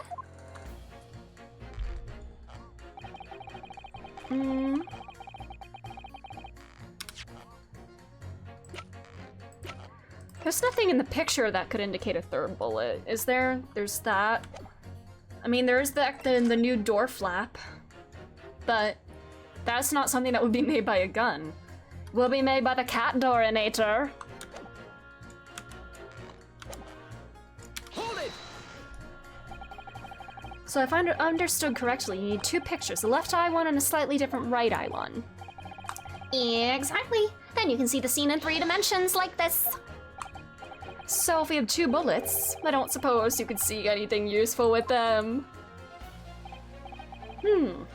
I think you'll find that no matter how much you squint, the truth of the situation always looks the same here. The only person who could have shot the victim is that girl in the dock. How can you be so sure of that? Think about it. The Skulkin brothers shot the great detective, didn't they? Yes, that's been mentioned once or twice. Well then, surely it's coming into focus now, isn't it? This is a waste of time. I'm not going to change this man's mind anytime soon. Hold it! Would you please stop muttering about things that have nothing to do with this trial, sir? The defendant's life is on the line here! Well, the thing is, I couldn't really say that it has nothing to do with this trial, to be honest. It was Sholmes that you were operating on, wasn't it? I mean, there's no question that the man was shot, but the bullet had simply vanished from his stomach. It's quite inexplicable, don't you think? Yeah, wasn't the bullet still inside him, potentially? I almost don't want to ask, but this surgery you've been muttering about all this time, you were operating on... What was the fellow's name now? Herlick? No, Herlock? No. So you're saying you left your scalpel inside Sholmes' stomach? Herlock Sholmes, by any chance? Yes, good lord! Oh my god, I reveal. It was that Herlock fellow! Oh, Jesus. You're the surgeon that operated on Mr. Sholmes? That's right, using the very latest anesthesia techniques, I might add. It was a fairly major op, I can tell you. This is crazy! Let me see. The fellow was brought in not long after midnight, if I remember correctly. They said he'd been shot by some criminal or other, so I opened him up like a shot. But the funny thing is, I went over his insides with a fine-tooth comb and couldn't find the bullet anywhere. So I'm afraid I had to throw up my hands and just stitch the fellow back up. And you might have left your scalpel in there too. I hate to state the obvious, but yes. Surely that's because the bullet is still at the scene of the shooting. The counsel for the defense is correct, as it is clearly shown in this photographic print. The bullet that the Skulkin brothers fired at Mr. Sholmes hit him in the stomach region, then exited his body and lodged into the shop wall where the calendar was hanging by the door. Was there an entrance and an exit wound on his on Sholmes? I mean, we don't know what his body was like. I think you'll find if it's really quite simple if you just consider the problem 3-dimensionally. Who do you think I am, son? Juror number 4 is about the best I can do. As soon as I saw the wound to the man's stomach, I flipped him over. Like a pancake. Are you saying you checked his back? Of course I did, and there wasn't a trace of injury. No sign that the bullet had left the body at all, so it's still in there. It's gotta still be in there. The only logical conclusion was that the bullet was still somewhere inside the man's innards. Which is exactly why I set about slicing him up. And I'm still none the wiser even now. How many times do I have to say it? Can somebody please explain how that happened? Can somebody please solve the mystery? It's almost as much of a mystery as how this jury was put together. Maybe I should pit him against juror number 2. We still have to press 5 and 6, but maybe we can get one out of the way. One pair done with.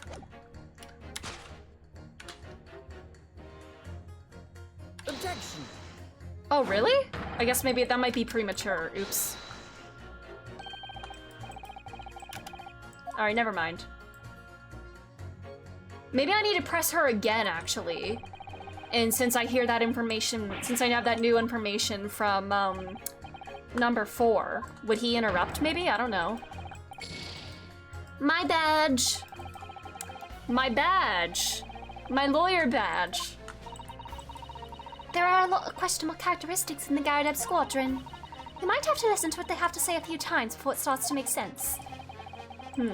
I mean, it would make sense to press them all first, but I think 2 and number 4 is gonna be what we pit against each other. So maybe we press her again?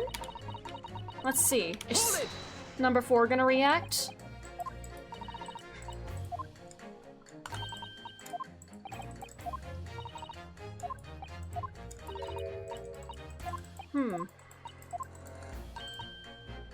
Okay, no. Okay. What if I press...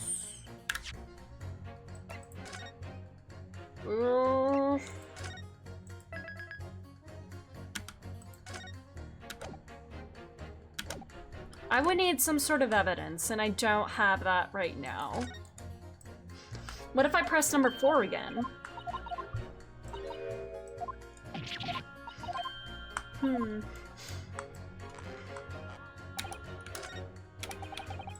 Hold it! Mr. Shulman's surgeon is on the jury. I've experienced some coincidences recently, but this is ridiculous. I'd be surprised as anyone. But there's no question that Mr. Shulman was shot. Well, that's what the police told me when they brought him in. How bad were his injuries, Doctor? He was in a bad way. He'd lost a huge amount of blood, you know. And I suspect he was shot at a close range, too. Because his skin was badly burnt around the point of entry. New information. As I said, I flipped the fellow over and examined his back, but there was no sign of an exit wound. Which is why I thought I'd better locate the lug and pop it out. And yet you say you found no bullet inside the patient. Well, I wouldn't have done, would I? Because it's in the wall of the pawnbrokers. But how did it get there? I need someone to solve this mystery before it drives me to insanity. Well, there was some expert in ballistics. Even if he looked extremely untrustworthy, maybe... number 6. Number 6. So we're gonna do number 4 and number 6. I need to press everybody first before I start pitting them. Every time I jump to conclusions prematurely. Because number 6 said he's like a ballistics expert. You have a busy day? Forgot to say, stop. Do excuse me, stop. I'm a communications officer, stop. Are you the secret agent? The leak that's leaking government secrets? Does that have something to do with telegrams? Everything from personal messages written by members of the public to the latest news in the capital. I convert all the messages into Morse code and tap it out to the entire world electronically. Man, she's dedicated to the grind, working while in jury. I guess the $9 isn't gonna cut it. Did jury members get paid anything at all? Because whenever I was summoned, I was told that they said that if you were called for jury duty, if you were summoned and had to like show up, you would get paid $9 for the whole day. That's just insulting. $9 for a full day's work.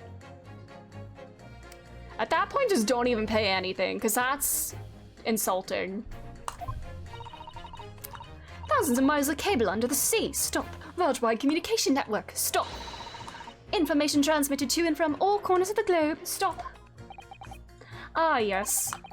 She was getting equally worked up about radio waves or the like before, wasn't she?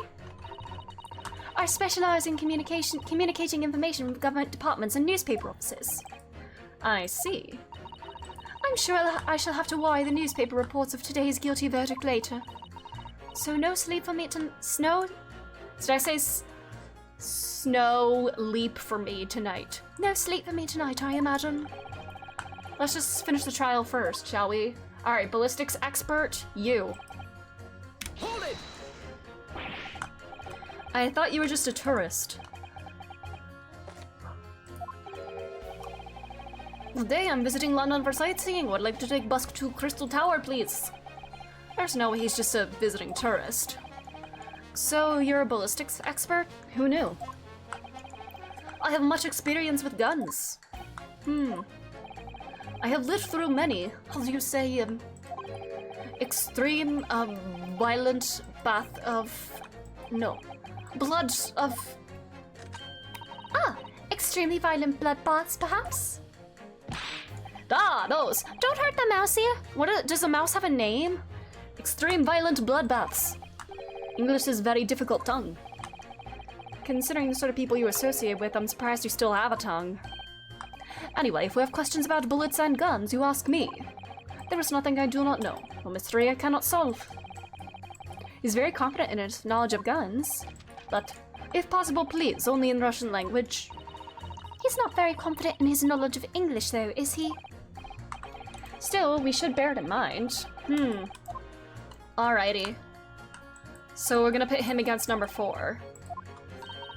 When you have eliminated the impossible, he said. But he hasn't. Alrighty. We have to fight back. We have to turn this trial around again. Okay.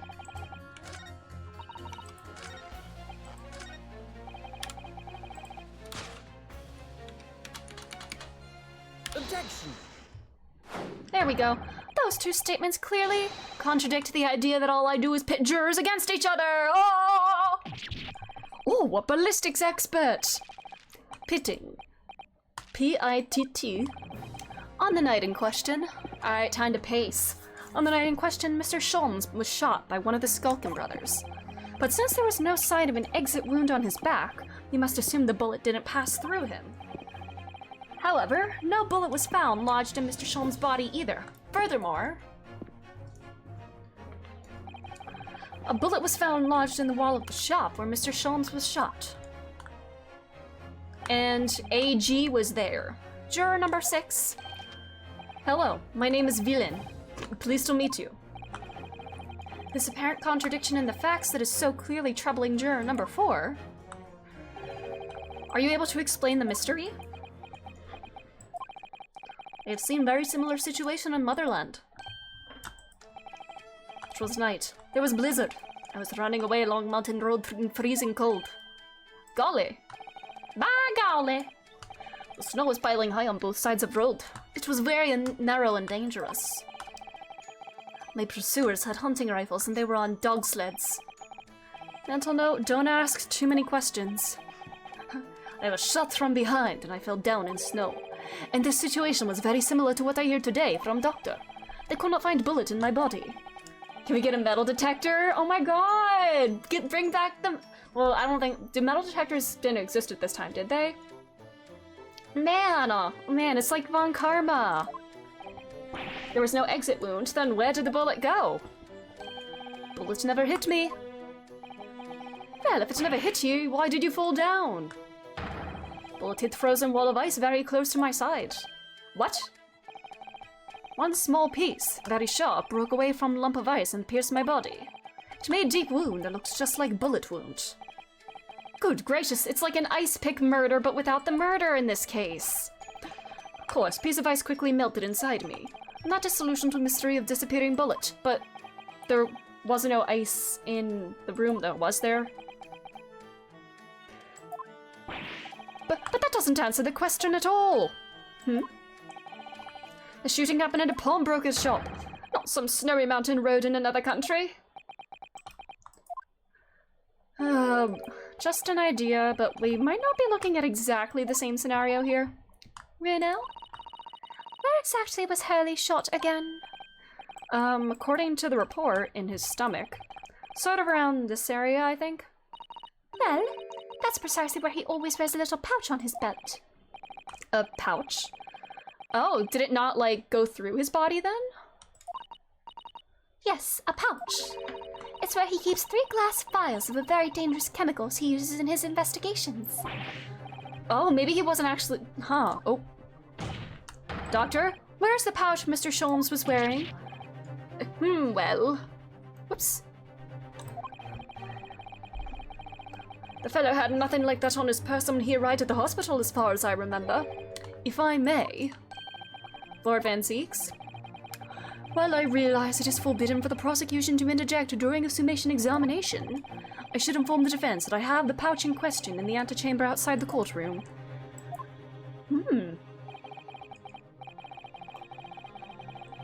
As I understand it, when the police arrived on the scene and found Mr. Sholmes injured, they removed the pouch in order to assess the wound. Thank goodness! I thought I was getting forgetful for a moment. Since then, it has been in my safekeeping along with all other evidence relating to the case. I can personally vouch for the fact that it has not been touched since the incident occurred. Is the bullet in the pouch? Well, extremely unconventional during a summation examination. I must demand that the prosecution present the item in question with all speed. Bring forth Mr. Herlock Sholmes' pouch. I see. The blue chemical. Oh yeah, I remember this.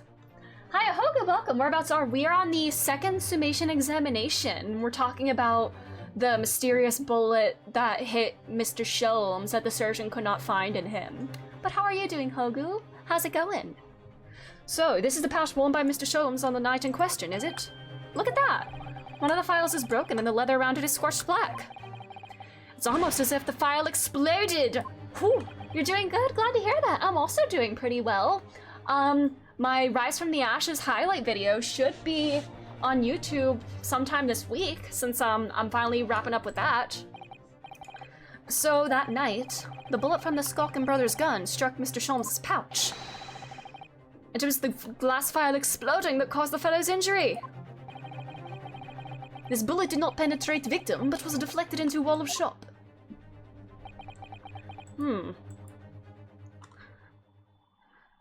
But the other, a delightfully complex aroma. But did the bullet ricochet into AG? I mean, we haven't presented the information that AG was on the scene yet, but I'm assuming he was, because that's same color blood. Well, it should appear one mystery has been solved at least. Though it has no bearing on the truth of this case. The bungling and burgling brothers shot the detective, and the accused shot the pawnbroker. The pertinent facts of the case remain unaltered. But at least the mystery is solved. I can sleep easy tonight. What about the scalpel, though? Didn't you worry about the scalpel? Thank you, young man. Thank you very much. Glad I could help. Due to its bearing on the conundrum just solved, the court has requested this scruffy pouch as evidence. Hurley's pouch isn't scruffy. Alrighty. Let's inspect it.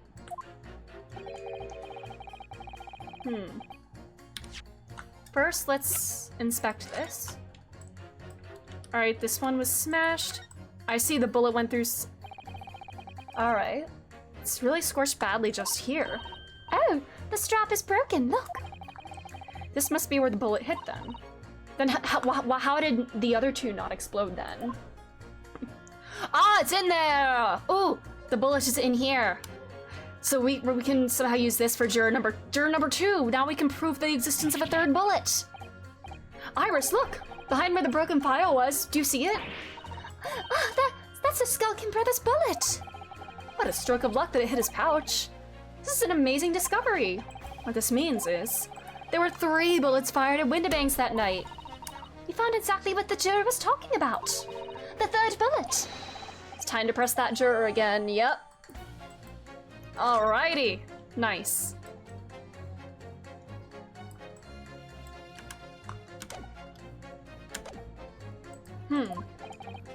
Please, my lord, a little more time. After all, that's a new piece of evidence. Could be a valuable clue. And you can't afford to overlook anything here, Ryunosuke. We can turn... Yes, We can turn it about, even.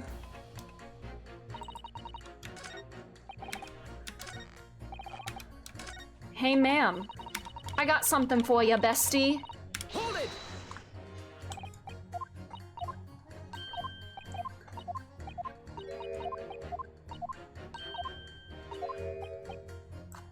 I can prove it. Allow me to show you, then, the third bullet. The third bullet is even titled that. Take that! Here it is. We discovered it just now. Yes, on the night in question in Windibank's pawnbrokery, another bullet was fired. Hold it! Were you concealing that fact, Van Zeeks? Did you know about this? Did you not know about... Wow, you're really slacking in your job, buddy. Where did you find that bullet? Did you really not inspect the pouch? It was lodged inside Mr. Sholmes' pouch. What? Angry man! This pouch was removed from around Mr. Sholmes' waist before he was taken to the hospital, and since then has been touched by no one. Do you mean to say the shot fired by the Skulkin brothers that night? Yes. As your lordship has surmised, it hit this pouch. But that makes no sense whatsoever. We already know that the whereabouts of the bullet fired at Mr. Sholmes. It's clearly visible in this photographic print. Ah! 2 guns from the scene have already been submitted into the court record as evidence. And there was a third gun, most likely belonging to AG, that of Mr. Windibank, and that belonging to the Skulkin brothers. An examination of both guns revealed that only a single bullet had been fired from each. Ah! But that must mean... That's right. We now know that on the night in question, 3 bullets were fired. However, only 2 bullets were fired from the guns recovered from the crime scene. And until that incontrovertible inconsistency is somehow explained, we cannot and must not pass judgment. Ah! Ah! His gay little heart attack. Man. Order! While this summation examination remains incomplete, the court has been presented with new facts. Facts that would appear to shake the very foundations upon which the case against the defendant has been built. Man, I feel like I need to stretch my back out. I have been sitting quite a bit today. I'm gonna take a little stretch break, I'm so sorry. I need to stretch for just a moment. It'll be very quick, I promise. You should stretch too.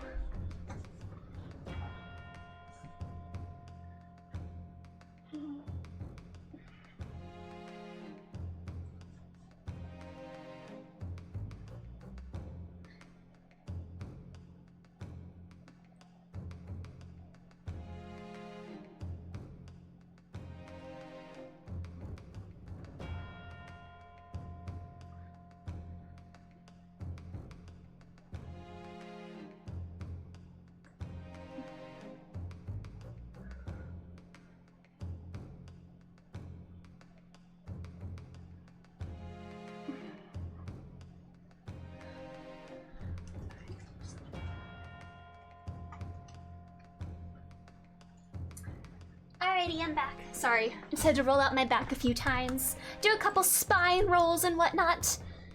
Alrighty. As is my prerogative in this situation, I hereby temporarily suspend the summation examination. By Jupiter! What do you mean by that, buddy? Bailiff, bring the witnesses back to the stand at once. Huh? Are you just saying, like, yeah, we don't need you to change your verdicts, but, like, we gotta get back to this? Oh, we just need more information for the thing to continue, I see.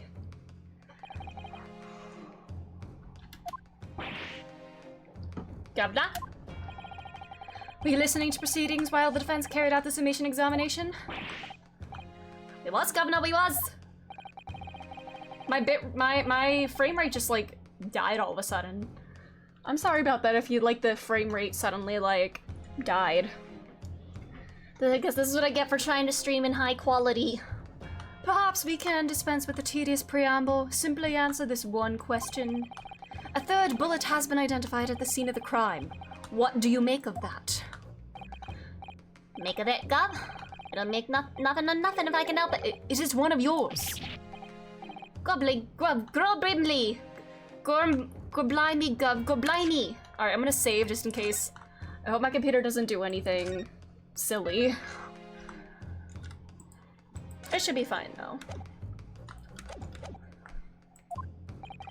In that case, did you have an accomplice? What? Eh? What? Never. The Skulkin brothers work alone. It's just the two of us. That's our trademark. Didn't you have a third before? Poor Sulky, yeah! Only 2 of the bullets from the crime scene originated from the firearms we have in evidence. The third bullet was fired from another gun. Where is it? In AG's possession, maybe? No, me. That's an head scratcher. Counsel for the defense. Yes? I should like to hear your thoughts regarding these new developments. The third bullet, and the mysterious missing firearm from whence it came. Thinking back over all the testimony we've heard and all the evidence we've seen, I think I'm starting to form a picture. A picture of what really happened that night. I think it's clear what this tells about us.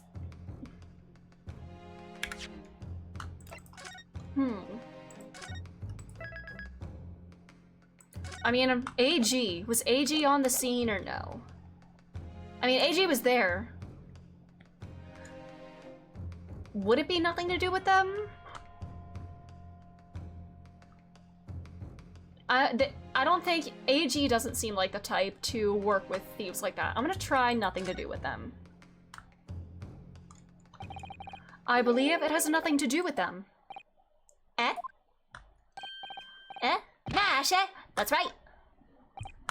Yeah, nothing to do with us, Gub. We've established that one bullet was fired from each of the 2 guns already known to the court. The logical conclusion, therefore, is that on the night in question at Mr. Windibank's pawnbrokery, there was another person present in possession of the third firearm. Whilst the brothers may have had nothing to do with the third gun or bullet fired from it, it's inconceivable that they had nothing to do with the third man. Oh. So it is I guess so. Alright, I guess by thinking it out loud, he just automatically changed his position. An accomplice, you say? Pigsville. Stop saying these British words, man. These protracted proceedings have already forced us to endure 2 summation examinations.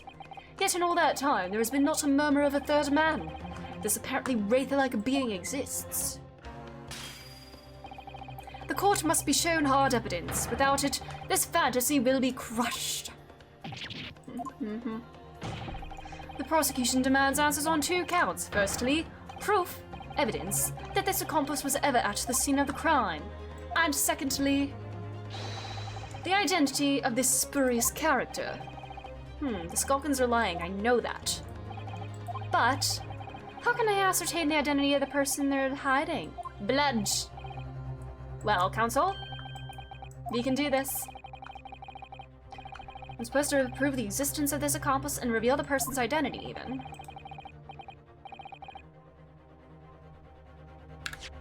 We're ready. Can we use the blood sample?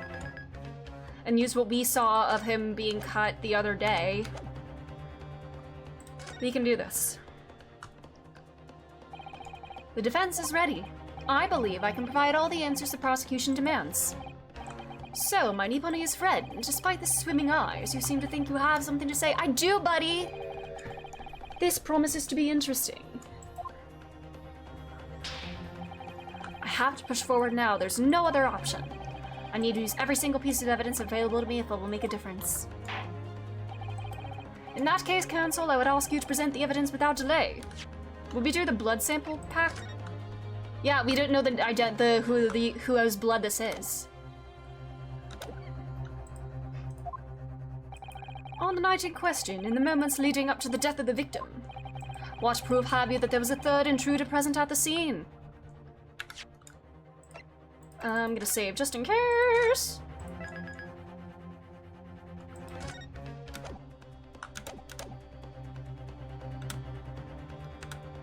Oh. Whoops. There. Take that!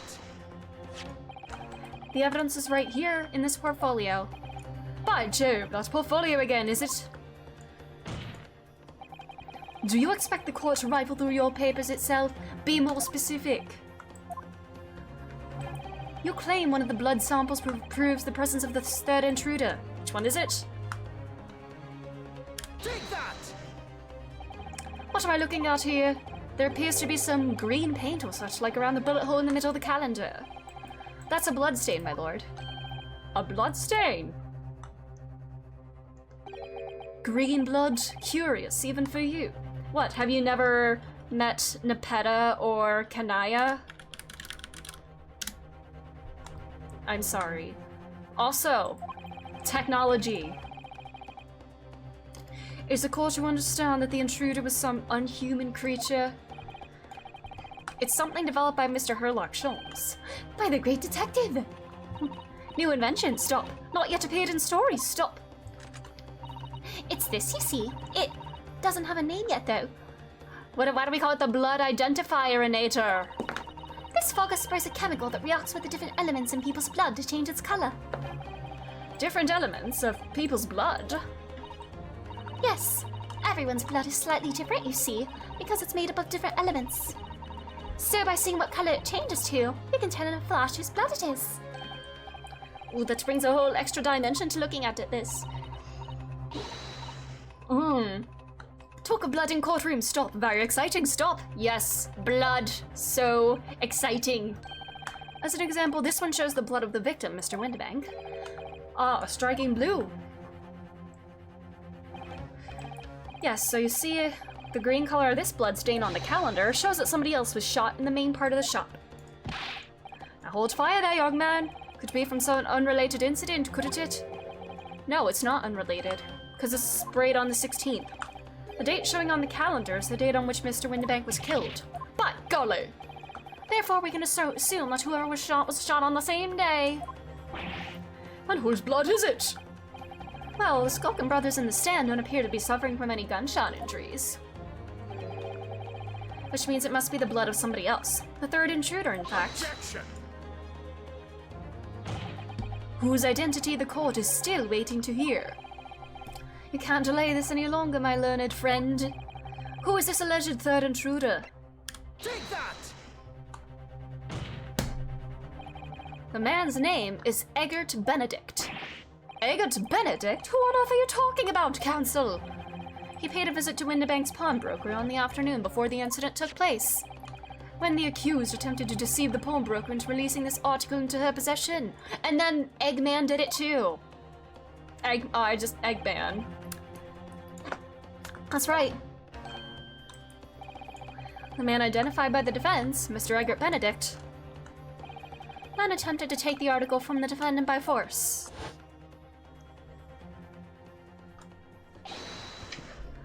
Broke up. Yes, sir. I believe this filthy pocket thief has just redeemed an article from you, no? Well, yes,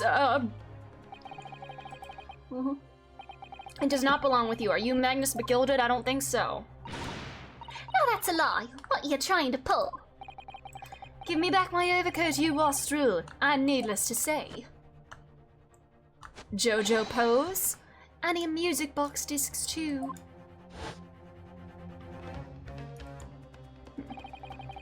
Inspector Gregson was there at the time and can attest to what happened. In the end, it was the inspector himself who took the disc. Can you corroborate this account, Inspector? Yes, my lord. That's more or less what happened. And in the interest of being thorough, I asked Windibank for a print showing the fella. Taken from on his red-handed recorder, gubbiness. That's him talking to Mr. Windibank that morning. And you claim this man is the brother's accomplice? Well, Mr. Skulkin. Never seen the geezer before in me life. On me life, Gov, on me life, never seen him. Well, somewhat unsurprisingly, it appears our witnesses disagree with this assertion. I'm sure your lordship recalls my learned Nipponese friend's actual assertion, which was that he could prove the identity of the alleged accomplice. Yes, and I can. Then show us the evidence. I agree. We must see proof that this clean-cut gentleman in the photograph is the filthy criminal you say he is. Alright. This is it, baby. This is the last piece of evidence. I had a feeling that something's been missing in this trial from the very start. But now I'm gonna drag it kicking and screaming into the courtroom. What if the sounds of kicking and screaming are playing on this disc? Yes, my lord, the defense will present the evidence now.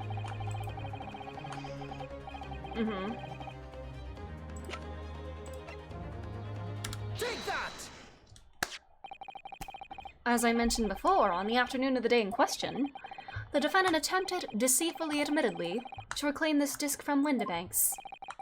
Which is when the aforementioned Eggert Benedict appeared on the scene, I believe. This man attempted to purloin the article from the defendant's possession, no? That's correct, my lord. I myself was present at the time. It was following this that a minor incident occurred. He was cut through his gloves somehow. But of course, here's the disc for you. Very well. Then I shall bid you farewell. Say goodbye to style. Wait a minute.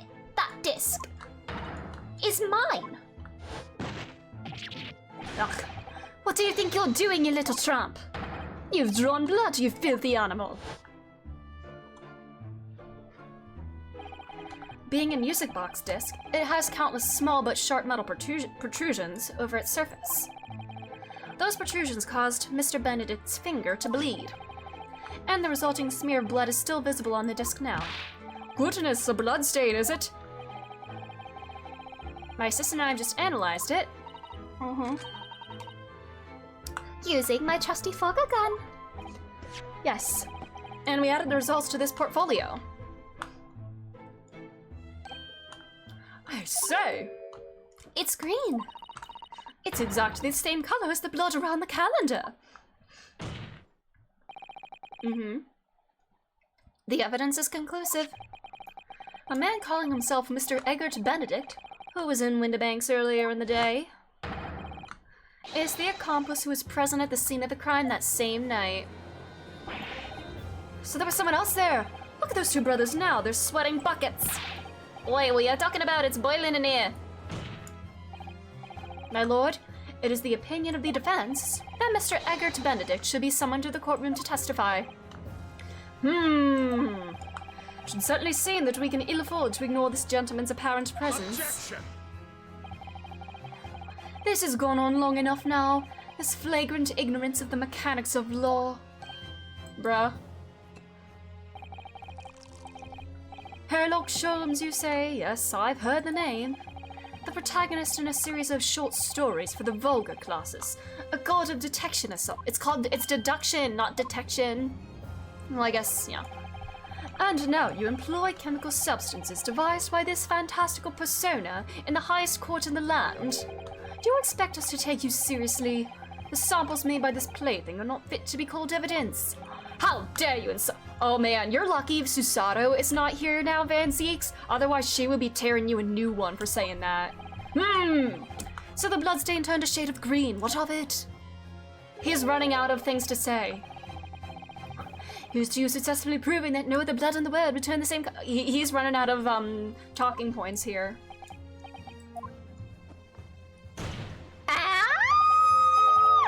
Alright, slut time. And pray do not even think of suggesting that we should take Mr. Sholmes' word for it. Why isn't his leg still up there? I wish it wasn't the wide— I want the wide angle of the leg lift. Oh no! I knew it would come to this. Of course Mr. Sholmes' invention isn't going to be recognized by any official body. What other choice did I have? I'm just remembering what Father Christmas over there. She even knows that he looks like Santa! Oh my god! About how he was temporarily suspending the summation examination. Oh yeah, can we continue that now? In other words, the examination isn't over yet, is it? Good grief! What did you just say, young girl? And in a summation examination, the decision as to whether or not the trial continues is in the hands of the 6 jurors, isn't it? Ooh. Angie. So, the way I see it, it doesn't matter what certain other people think of Hurley's invention. At least, not for now. Mm-hmm. Iris, you should be the lawyer here. Young lady, you have quite the devious mind. It really just comes down to one thing. Whether these ladies and gentlemen of the jury are convinced by what you say, Runo. Is that about right, what you say? Or did I misunderstand something? Unbelievable. Mr. Shulm's partner is a force to be reckoned with. Iris Wilson, sharpshooter. Man, what a girl boss. After that shrewd presses of the situation from an entirely unexpected source, it must be acknowledged that the previous summation examination has yet to reach its conclusion. This is absurd! Ladies and gentlemen of the jury, the court now looks to you for your final leanings in the matter. As proud citizens of Her Majesty's Britain, I'm sure you will come to fair and just conclusions.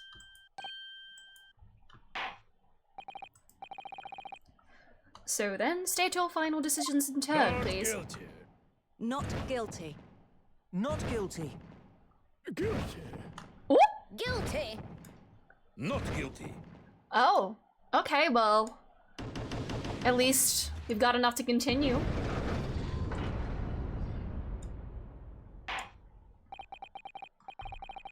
Two call guilty and 4 call not guilty.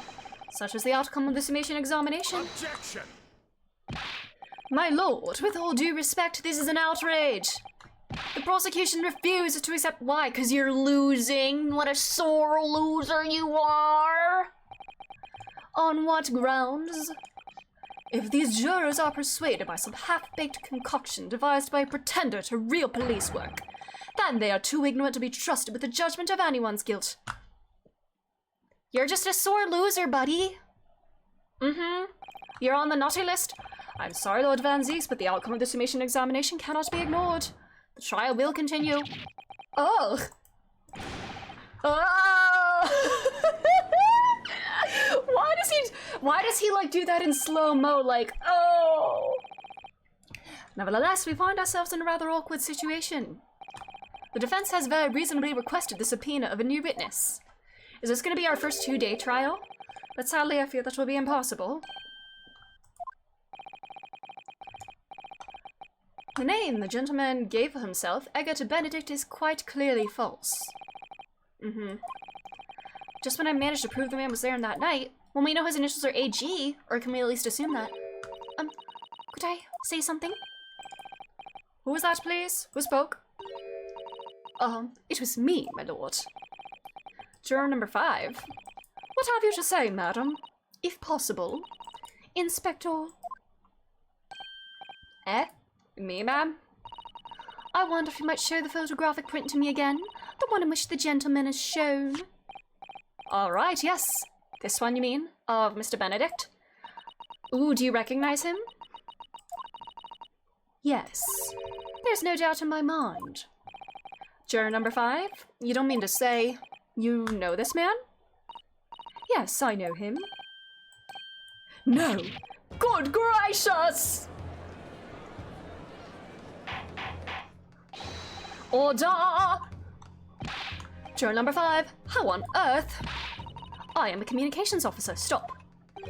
It's your business to know everything about everyone, I guess. The gentleman in the photograph is, stop.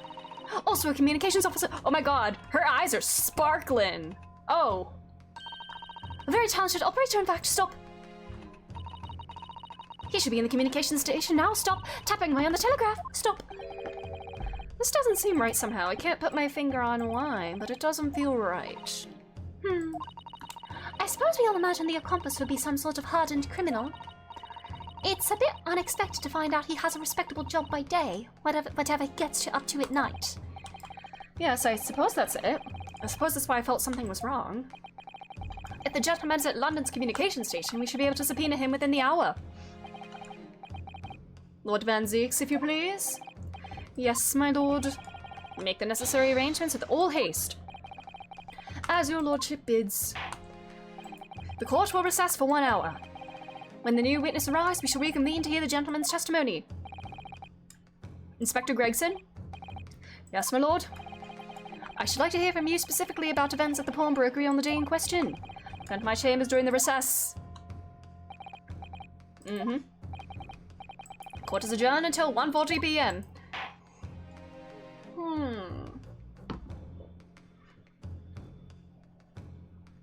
What if that guy is the spy? The international spy? If he's also a communications officer, and that's why he wanted that disc, because it contains some sort of international secret, mayhaps?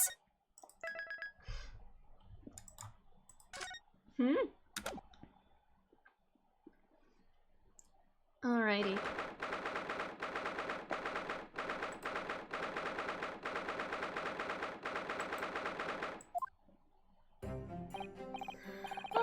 Gina, how are you holding up? I am starting to feel quite warmly towards her frequent cold shoulders by now, yeah. Ginny! Are you alright? Why aren't you saying anything? What's the point, eh? Why go through all this trouble and fight so hard for the likes of me? What? Oh, you saw it, the picture. I mean, the one of you holding the gun, you mean? Ah, you mean this? The photograph taken by Hurley's red-handed recorder? Well, I didn't think would have captured a scene like this, that's for sure. It's hopeless. Anyone who sees that thing's gonna think I did it, ain't they? Well, I won't pretend it wasn't a bit of a shock when the prosecution first presented it. Surely you've got to have your doubts about me now. You can't still think I'm innocent. Of course I can. Ginny, why don't you talk to us? Tell us what really happened that night. Eh? Reno's cleverly managed to piece together a lot of new information, but still, we'd really like to hear it from you. Alright then. It was after we had the dinner together at your place, right, Iris? And we all had a chat up in your office, didn't we? Yes, I remember.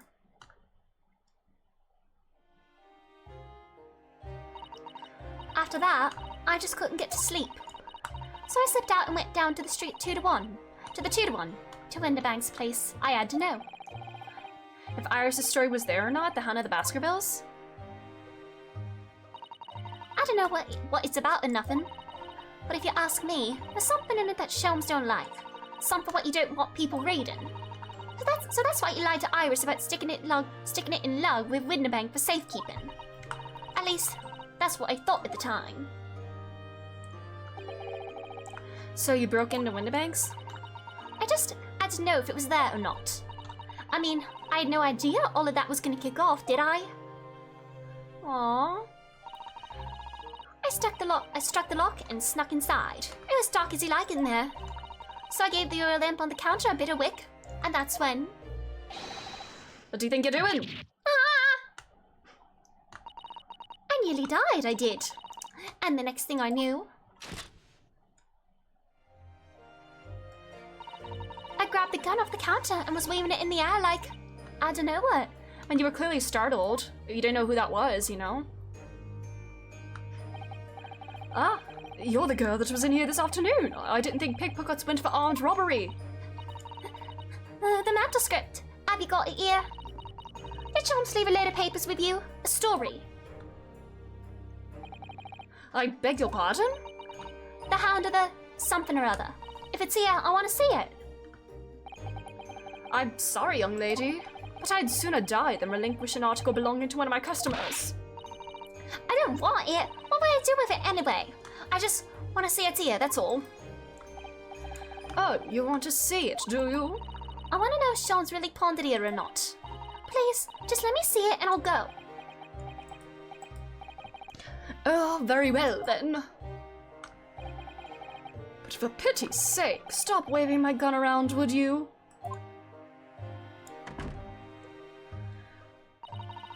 So then the old cove unlocked the storeroom door and we both went inside.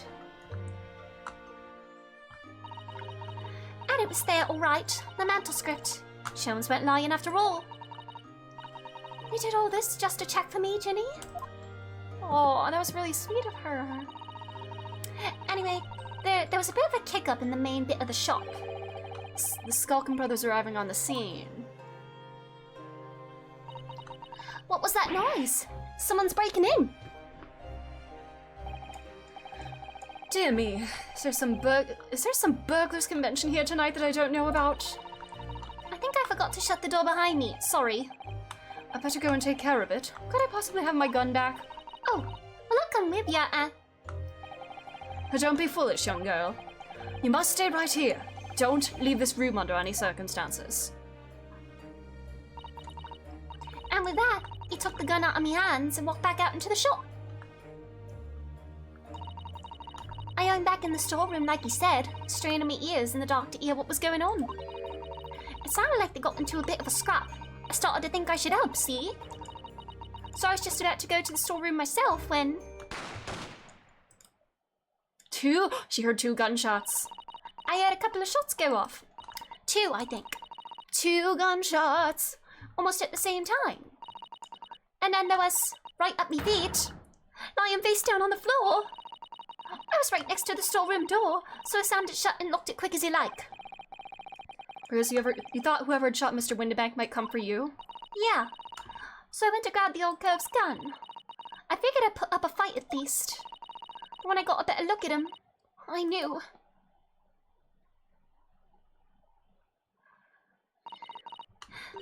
Windibank was a goner.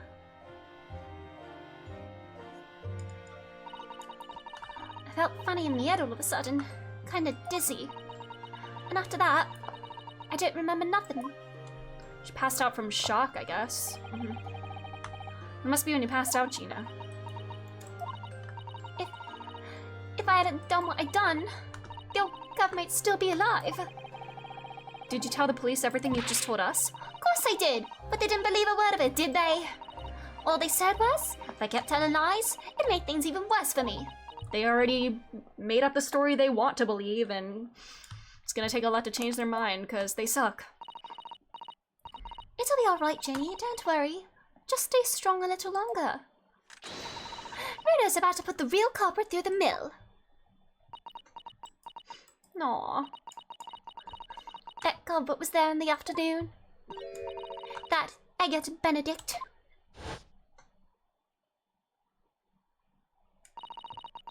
I still remember how he looked at me, like I was nothing. He was there that night.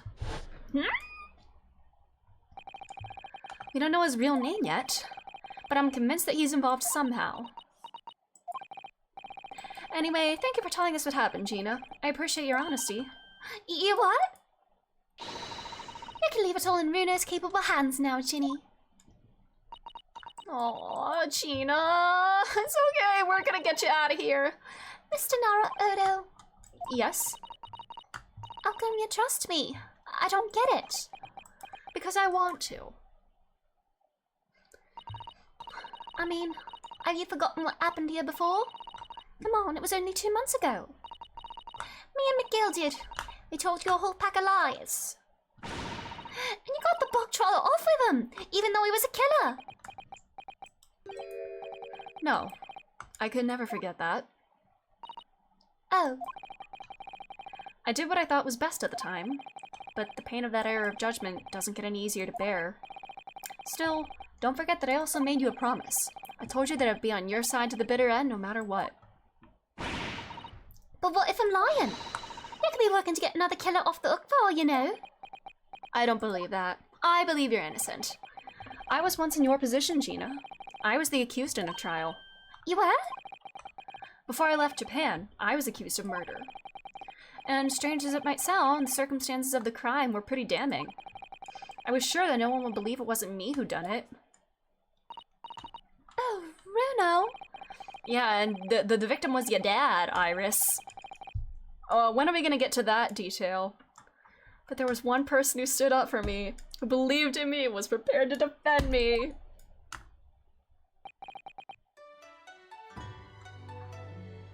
Oh, no!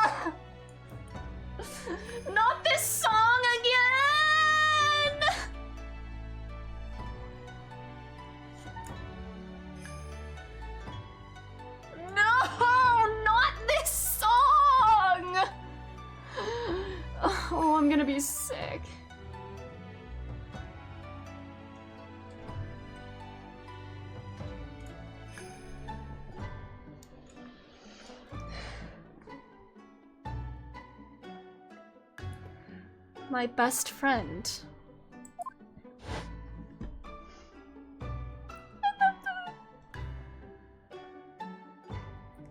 Ryunosuke, no one believes in you more than I do. Leave this to me. All you need to do is put your faith in me, and I'll do the rest.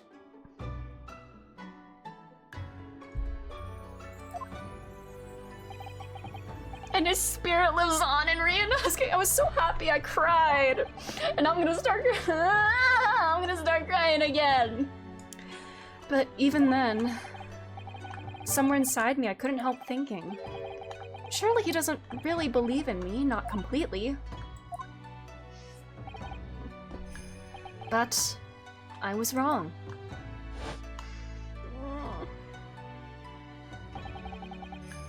As soon as my trial began, it was obvious that he had an absolute, unwavering belief in me. Aww. And in turn, I developed an absolute, unwavering belief in him.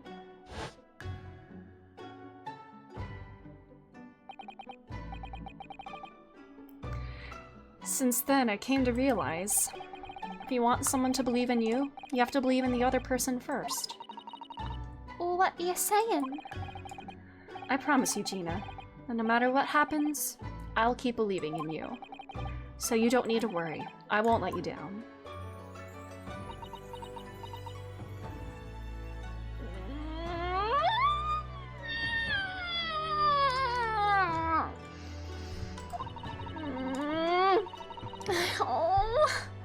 He's making Kazuma so proud right now. Even though I'm a diver and a no-good liar? You're not like McGilded. I know that. Eh? That's right. You're our friend, Ginny. Iris. You know you better than you think. Aww. And we've come to the conclusion that you're someone we can trust. Yes. That's really all we need to know. Exactly. Mr. Naraoto? She's gonna start crying again. No, she's crying. No, she's crying again. Because someone actually believes in her. Gina, my daughter, Gina, Gina is my daughter. I am so sick. My daughter, that's my daughter.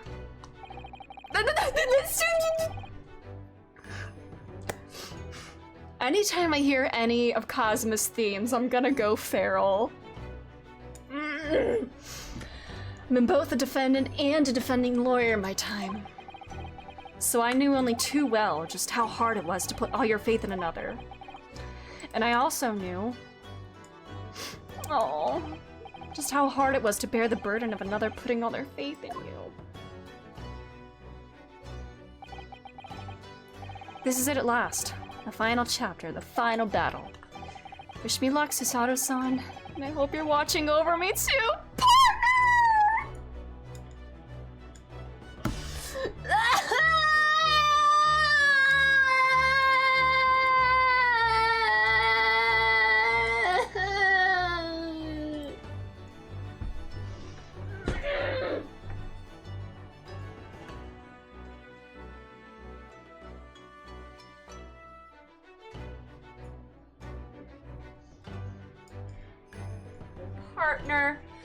Partner. He's saying partner with an exclamation point like, yes.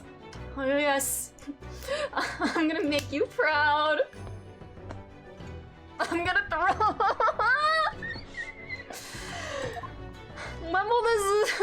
When does it get easier? When does the Kazuma wound stop hurting? When does it stop?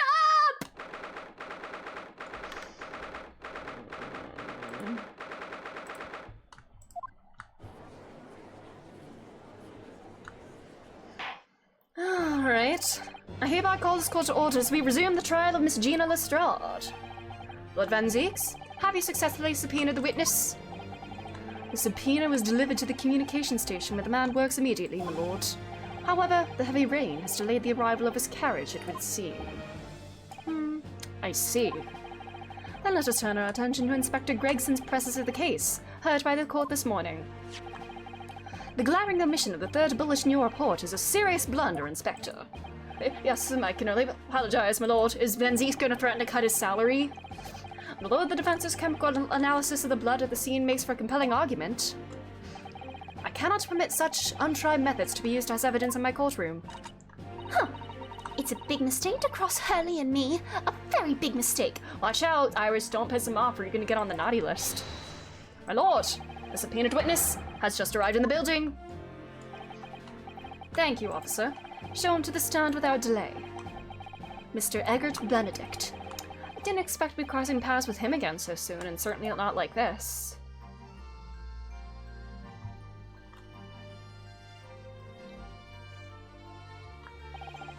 Thank you for complying with the court's subpoena at such short notice, sir.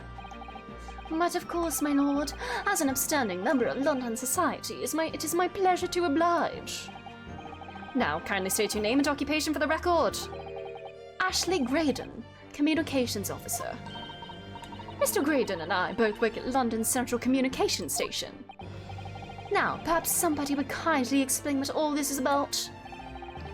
You were apprised of the situation by the court officer on your way here, I presume? Yes, I was. Something to do with the murder that took place at a pawnbroker's on Baker Street. And some nonsense about me having been there on the night in question. That is the accusation indeed. This really is beyond a joke, you know. Very well, without further delay, the court will hear your testimony now, Mr. Graydon. You will respond to the accusation made against you under oath. Whoa! The fuck? Gladly, my lord, gladly. With that kind of performance, maybe you have a future as a prosecutor.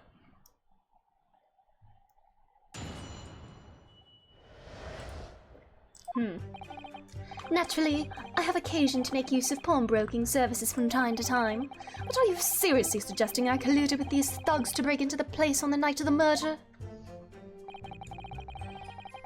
I have no intention of admitting to such an outrageous accusation. Even if certain parties here present a claim that my blood was found at the scene. Some scaramouche Some scaramouche? Scaramouche? It's been a minute. Wow, some scaramouche. So you deny it. 2 words in, and you already look like you want me dead. You're getting all worked up over nothing. You've changed. You're getting weak. For the highest court in the land to be swayed by this self-professed detective's toy. It was the will of the jury And our great British justice system demands that the jury's will is upheld. Then it would seem we have the misfortune of a most inept assembly of jurors today. Bruh. By golly! How long am I expected to be detained here? If, following the defense's cross-examination, your involvement in this matter has not been established, you'll be free to leave immediately. Good. Then I shall be away in time for afternoon tea. Some small consolation at least. Let us not hold up Mr. Graydon any longer than necessary, counsel. Proceed with the cross-examination. So, we meet again, Mr. Eggert Benedict. Or is it Mr. Graydon? My apologies. You are...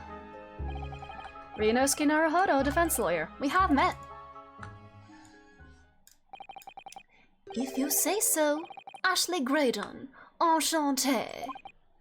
So... Ooh! I trust we can conclude this quickly. But I'm not holding your flashy hat. Like, put it on, buddy! Wear the hat. Wear the funny hat.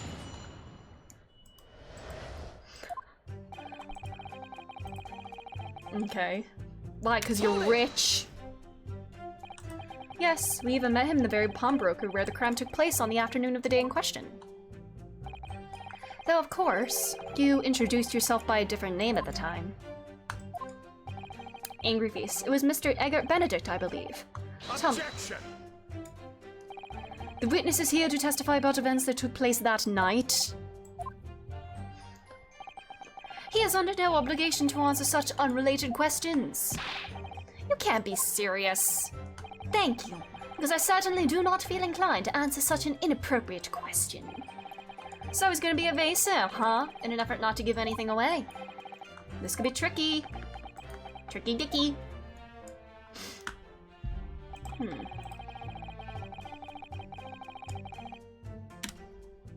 Hold it! Have you seen these two men before? This pair? No, I don't associate with criminals. Said by a man who introduced himself as Eggert Benedict. I'd like to know who I have to thank for this. I also love that the name Eggert Benedict.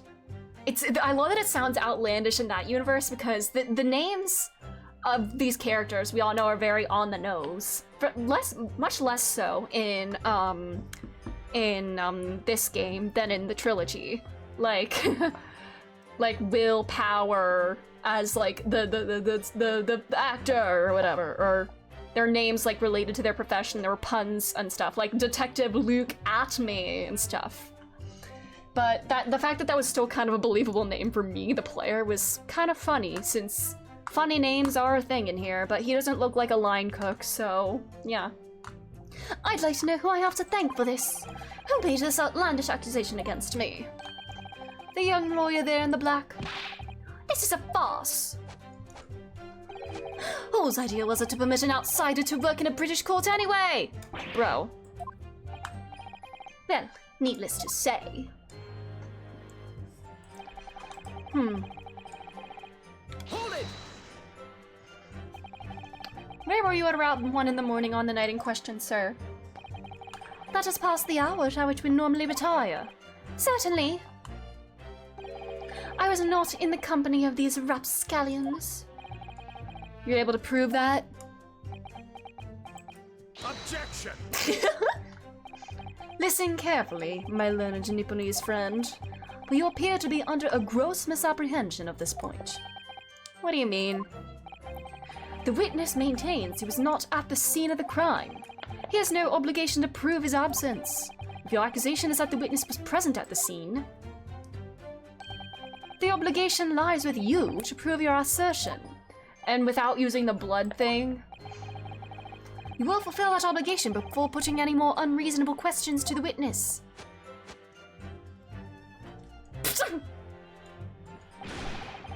A silent victory? Does he have any injuries? Was he... If he was shot, does he have any injuries? Hold it! Blood was found at the scene of the crime. There's no question of that.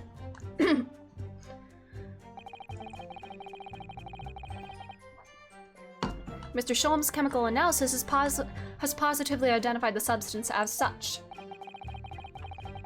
But I am not the only human to have blood running through my veins, am I? How can you be sure that the blood is mine? It could equally be the blood of one of these two miscreants. Every individual's blood has a slightly different composition, it seems. Mr. Sholm's chemical is able to differentiate different blood samples, but spare me the science lesson. Who is this Sholm's character anyway? Only the world's greatest detective. I assume all Londoners would know the name. He's a great, well-renowned detective. So, even you are unable to bring yourself to say great detective. Man, Susato would not stand for the Sholm slander if she were here. Oh, me. Oh, I may. Excuse me. Do you have something to say about that, Mr. Skulkin? Eh? What? Me? The other Mr. Skulkin. Not that Mr. Skulkin! How many times I gotta tell ya? Yes, I know, you're not Big Brub Sulky. Give me strength, Kazuma. Mr. Nash Skulkin. Go blimey, governor. You what? Is it not the case that when Mr. Graydon just spoke, a thought went through your mind? You had a thought? What an occasion. Would you like to share that thought with the court? Me thoughts? I don't have none of them. Must have been him. Yeah, you have no thoughts running through that head, is that what you're saying? Mr. Nash Skulkin, answer the question, please. What went through your mind when Mr. Graydon just spoke? Nothing. Honest God, nothing. I was just thinking. If he waves his arm around like that much more, it'll open up the wound. You saw him get shot. You saw him get shot. But he took the bullet, of course. It was only 2 days ago. It ain't gonna be healed up yet. 2 days ago, though. Oh, 2 days ago, so they've been working together longer than, So this isn't about last night, but... No, this was 2 days ago, was it? With the shooting? Is that what we're talking about? So you saw him get shot? Oh, wells, bells. This is the he in question, isn't it? The he in question that you were talking about, like, don't sell him out or he'll have our heads. Mr. Graydon, did you hear that? Why are you holding your shoulder like that? Your comrade is worried about you, it seems. On account of your injured arm. My lord. Yes, Mr. Graydon.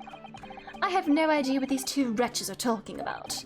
Certainly, I shouldn't be expected to answer anything in relation to their mindless insinuations.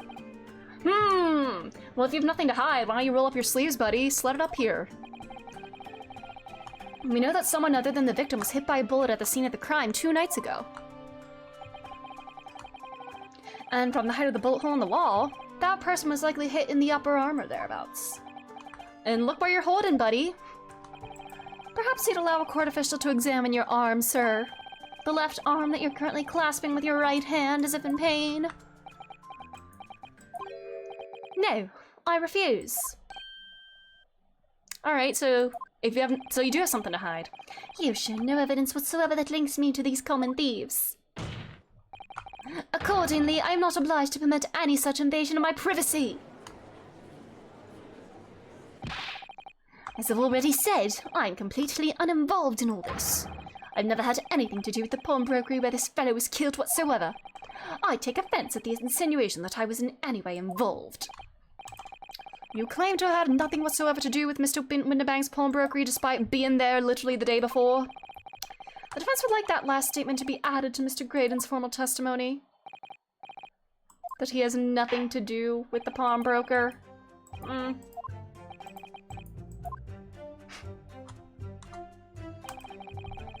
Never had anything to do with the pawnbroking establishment where he was killed, but you were literally there the day before, buddy. Never had anything to do with it. You forget that I was there, Mr. Graydon, on the very afternoon of the incident. Obviously, I am not a complete stranger to the pawnbrokers. I'm currently on the lookout for an armchair to furnish my study. Objection. No, you were there to redeem an article. I have no idea. Right. Or tell us, buddy. Do you have something to add, Inspector? Eh? Come again, sunshine? I love this theme. Very funky. You were there too, in fact, weren't you, Inspector? That afternoon? Oh yes, I do remember meeting yourself in the pawnbrokers that afternoon. You, your young Japanese assistant, and the accused were all present, as I recall. Whoops. And at the time, this witness, Mr. Graydon, was trying to acquire a particular article. Well now. I'm afraid I don't remember too clearly. You're covering something up. Are you being have you been told not to reveal certain information, like why the disc would not be added as evidence? I'm not gonna lie, pretend I remember something that I don't. What's going on here? Grexy showed us a picture before, didn't he? You know, from the cameras that Hurley installed in Winterbanks. Oh yeah, indeed, and the gentleman pictures bears a striking resemblance to the witness, I must say. Exactly, which proves that Mr. Graydon was in the shop on the afternoon in question. At no point have I denied that fact. Oh my god, I want to punch him so badly. I merely entered the shop to peruse the articles on sale and have a word with the broker. Nothing more.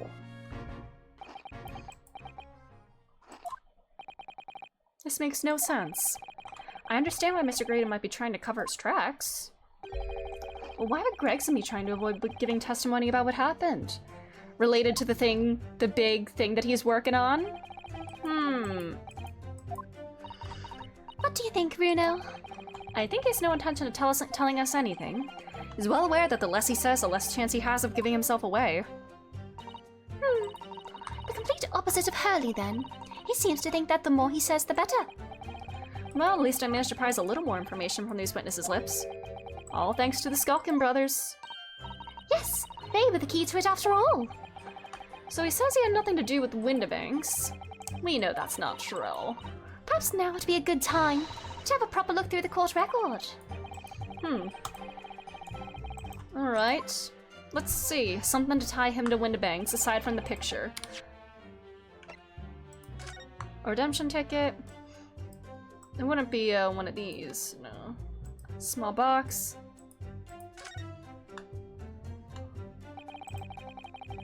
Yeah.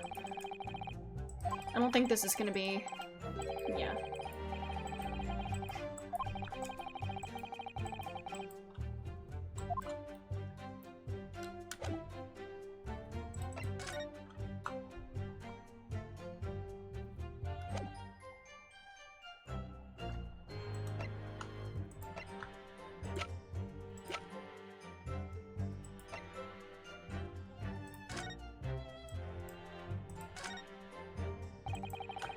This is the bullet that was fired from the Skulkin brothers' gun on the night of the incident. Yes, so it turns out it never actually entered Hurley's body at all. Thanks to the thick leather that pouch he was wearing, it saved him. Hurley's always lucky like that.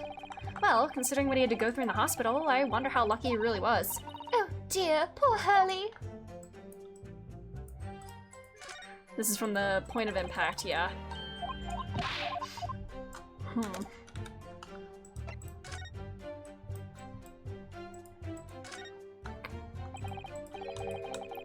There's a hole in the back. Doesn't look much like a bullet hole, but something's ripped through the leather with great force.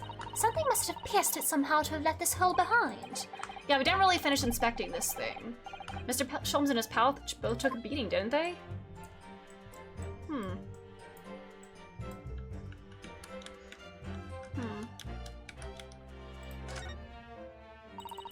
These glass vials are full of Hurley's homemade potions. Homemade? Yes, like fingerprint powder to show up where people have touched things. And scent amplifying solution to intensify smell lingering on an object. That's amazing. They're all very easy to use. There's just one thing you have to be careful of. They're all very flammable. Mr. Sholmes is a walking bomb. Either he's passionate about finding out the truth or just oblivious to the dangers. Alright, the fact that, I guess, nobody's gonna accept any evidence from him. He's gonna deny any sort of, like, connection, you know, the blood and whatnot.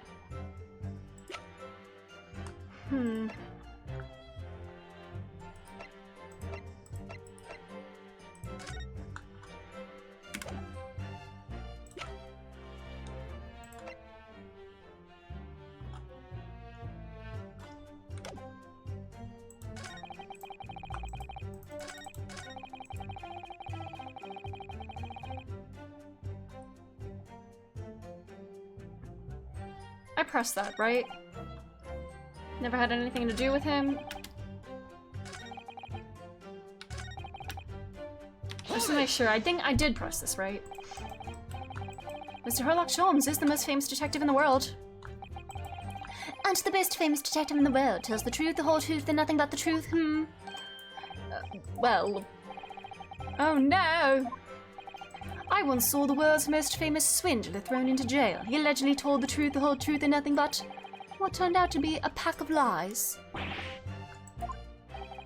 Quite. Yeah. Alright, yeah. As you are no doubt aware, the Central Communication Station is the heart of this country's information network. My work there is of paramount importance, and you have kept me from it for long enough already. Okay, so nothing new there, but it's never had anything to do with this establishment.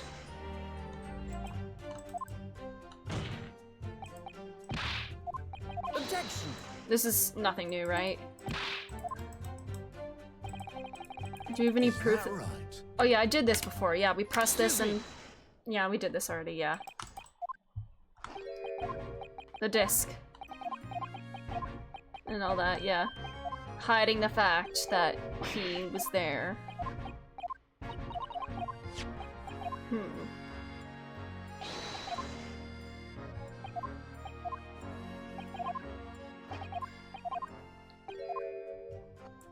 I mean, we know he was there to get the disc, but it doesn't say anything about that in the description. Can we... do we maybe just try the disc?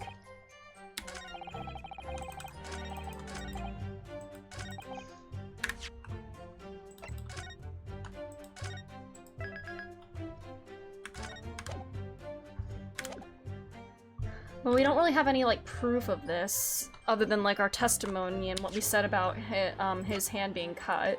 I doubt this is gonna be it. Objection! Oh, it is! Okay. Have you ever seen this disc before, Mr. Graydon? Why? Is it supposed to mean something? The disc was, until the end of his murder, in pawn in Mr. Windibank's shop. It was redeemed by the defendant, Miss Gina Lestrade, that afternoon. However, somebody mysteriously appeared to try to take it from her. And that somebody was you, of course. Wasn't it, Mr. Graydon? As I have reiterated numerous times now, you are mistaken. That was not me. It was Eggert Benedict. I've never seen that disc before in my life. May have escaped your notice, but there is a small smear of blood on the disc. Ah, yes, resulting from an abrasion of the thumb, perhaps. Can we look at your thumb, buddy? That's right. The surface of the disc is covered in hundreds of tiny metal bumps. In the skirmish to acquire the disc, the thumb of the person who tried to take it suffered minor lacerations. So, while the disc bears the remnants of that skirmish in the form of this smear of blood, the thumb of the person in question must bear the remnants also in the form of a scratch. Good gracious, indeed it must! Mr. Graydon, you refused to allow a court officer to examine your arm before. Are you now going to refuse to allow us to examine your thumb? Because I have no doubt that it bears a small scratch consistent with the smear of blood on this disc. Oh! Well. It would seem I underestimated you. What is the meaning of this? So you admit it now? You admit that you have a scratch on your thumb from when you attempted to take the disc?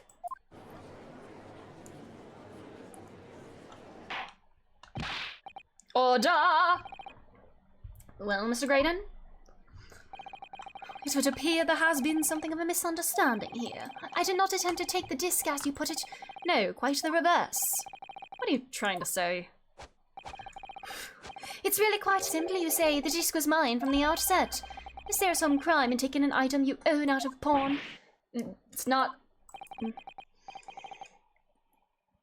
It would seem, Mr. Graydon, that this piece of evidence, my learned friend, has established a link between yourself and the incident. Accordingly, you will tell the court everything you know about this disc now. As you wish, though I'm quite sure it has nothing to do whatsoever with the pawnbroker's murder. Did he find out that you were a spy? There's a note on the disc saying for McGilded, but the item belongs to me. The redemption ticket was stolen from me by the accused as a filthy guttling on the day in question. I proceeded at once on to the shop in order to explain my situation and redeem my article. In the end, of course, the disc was taken by the police. In other words, I had absolutely no reason to break into the shop later the same night. Did I hear you correctly, sir? McGilded, you say? The famous London philanthropist? Who perished in this very courtroom 2 months ago after being acquitted of a distinctly messy murder? Yes, my lord. The one and the same. Good lord, Mr. Graydon! Are you saying that Mr. McGilded and yourself are acquainted? Yes, that's correct.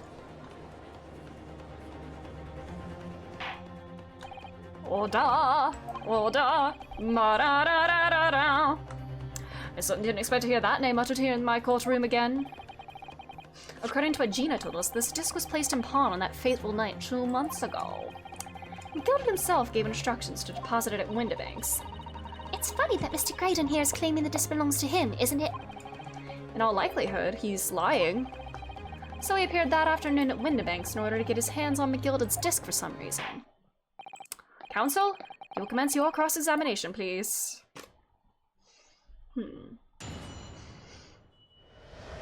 Right. Hold it! Would you care to explain how this belongs to you? As you will observe, a communications officer such as myself commands a fine salary. You're certainly exquisitely dressed, sir. So you see, I have little need to make use of the services provided by the pawnbrokery trade. However, I did once find myself in difficulties having misplaced my purse whilst on an errand. Which is why I pawned my fine black overcoat to the broker in question. You claim that was your overcoat? Obviously, and in my haste, I clean forgot that the music box disc was in its pocket. And yet there is a note on it that reads, "For McGilded." I am a collector of rare and unusual unusual music box music. I first met Mr. McGilded at a gentleman's club in the city and was interested to discover that he shared my penchant in that area. So, the disc in question? It's a pre-production sample. I promised to let Mr. McGilded hear it. But then you forgot it was in the pocket of that overcoat you were forced to pawn. Yes, exactly. Gina didn't mention any of that in her testimony 2 months ago, didn't she? Or did she? No, because Mr. McGilded threatened her to keep her mouth shut. Which means if we dig too deeply here, it's gonna expose Gina's perjury. Oh dear. This is complicated, isn't it? Let's leave it alone for the time being.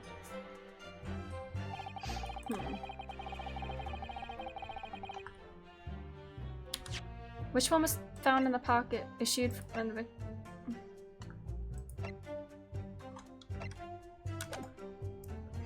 Hold it! So you're saying that Miss Lestrade lifted the ticket from your pocket or bag? That's right, despite being mindful of danger when walking into the insalubrious areas her kind frequent. Bruh. Miss Lestrade did no such thing. Well, of course you would take that stance, but the girl is a regular offender. But we're talking about the current situation, not her past things. You came to the pawnbroker that day prepared with all the information you needed to identify the defendant. You were looking for her. That's what brought you to Windibanks. To get your hands on Mr. McGilded's desk. Objection! My learned friend is a veritable font of nonsense. Nonsense! Bro, we found that thing on her. I concur with the prosecution. Counsel, you will refrain from conjecturing in this way. Do I still have the thing that, I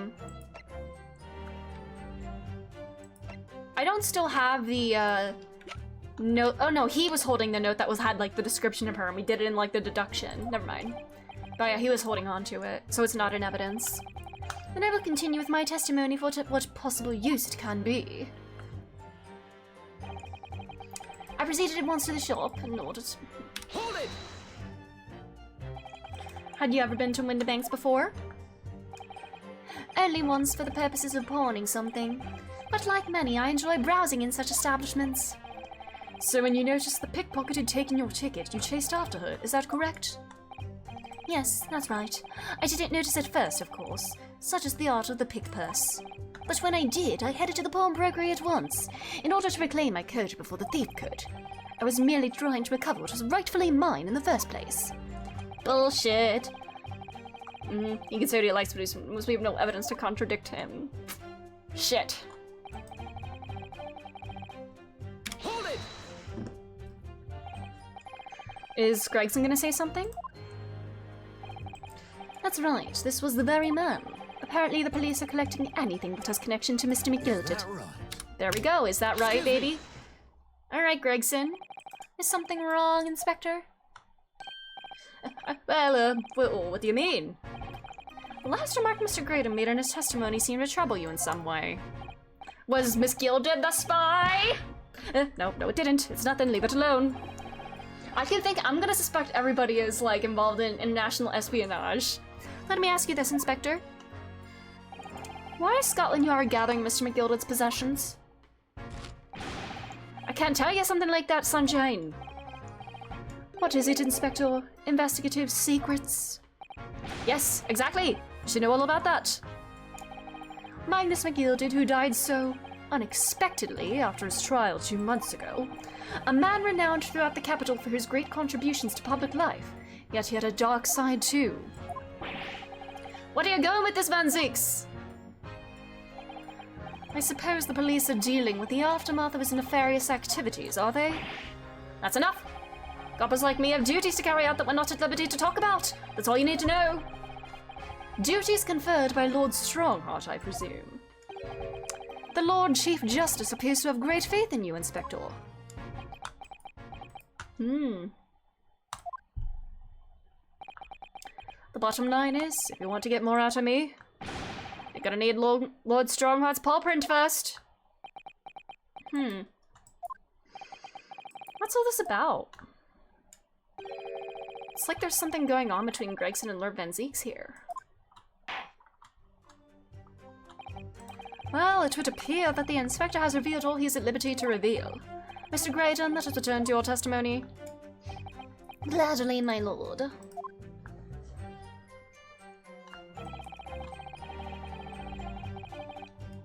Hold it! Perhaps you'd seen something of value among the forfeited items. No, not at all. A valuer was brought in by the police to assess everything in the shop. Without exception, every article on the shelves was common old garden bric-a-brac. In that case, it's clear that you broke into the shop later that day in order to recover Mr. McGilded's disc. Have you not been listening, man? Even if I had wanted to recover the disc, you may recall it had been seized by the police that afternoon. Which is no more in the shop that night than I. As I keep saying, I simply had no reason to break in. So there was nothing...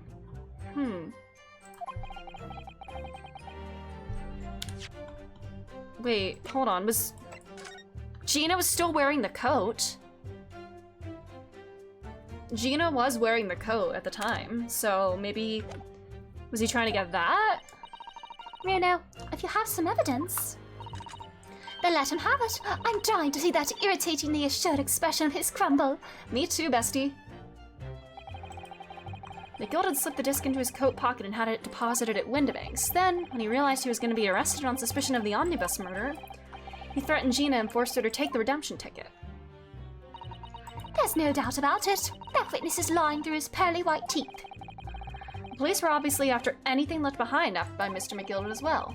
That's why Inspector Gregson ended up taking the disc into custody that day. But Gina had the overcoat. But Gregson's being very strange about this. There must be a reason for that, I'm sure. I just don't know what it is.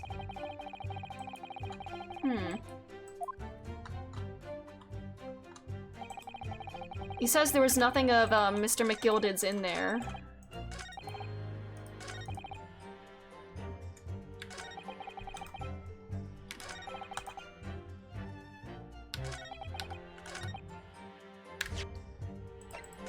Well, if Gina was there...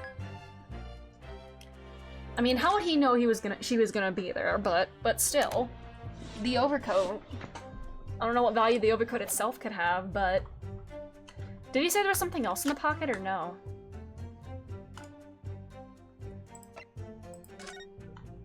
One small box. Wait, a small box. One small box. That also could still be there. What if I try this? Objection! Aha! Is this the music box that this goes with? This disc was deposited at Windibanks on Magnus McGilded's instructions. You knew that, and you went there with the intention of obtaining it for yourself. Objection! Conjecture again, and in any case, the disc was taken into custody by the police that afternoon. The witness had no reason to visit the pawnbrokery again that night. Sorry, my learned friend, but that's not true. What? Mr. McGilded had another article in pawn at Windibanks. As this second pawnbroker's ticket proves. There were 2 articles belonging to Mr. McGilded in Windibanks pawnbrokery. And the reason you broke into the shop that night was to recover the second one. Together with your two accomplices, the Skulkin brothers. Ah. This is a second ticket, is it? What has the man deposited? Or had? The article description reads, one small box. A rather vague description, it seems to me.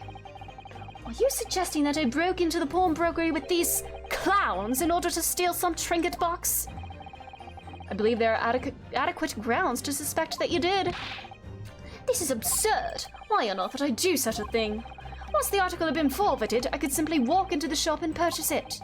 There would be absolutely no need for me to resort to theft. Well, the thing hadn't been redeemed. Indeed. Well, this makes a solid argument. So that means that for some reason, this Graydon fellow needed the small box that very night, does it? Objection! It's time to put an end to this nonsense, my lord. Could you be a little less cryptic, Lord Van Zeeks?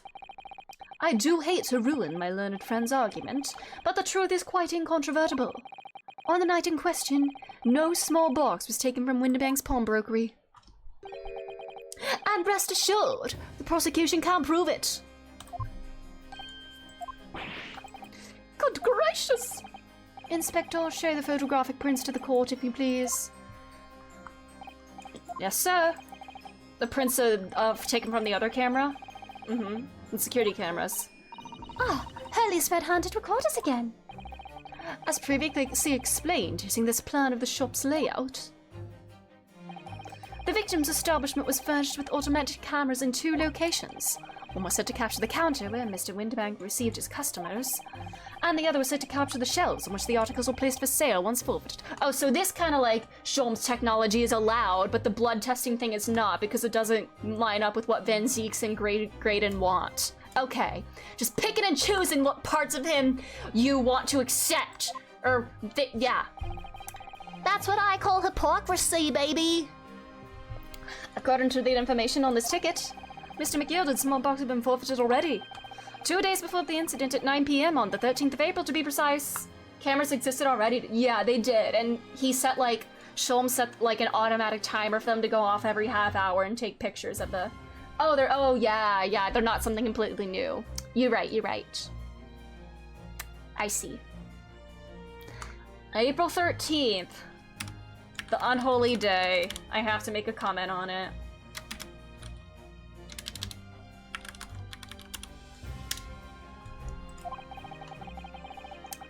Which means it had been on the shelves of the forfeited items in the shop front. Now what I have here is a print taken by one of the cameras about 2 hours before the incident. That's at 11 p.m. on 15th April. Is this the box? I see it's highlighted. Or this one, even. The victim certainly had a very full shop, it would appear. And then here we have another print. This one was taken about 2 hours after the incident. Put him in the stereoscope, see if anything moved. I see. So we have 2 pictures to compare. Well, I must say that placing them side by side leaves me cold.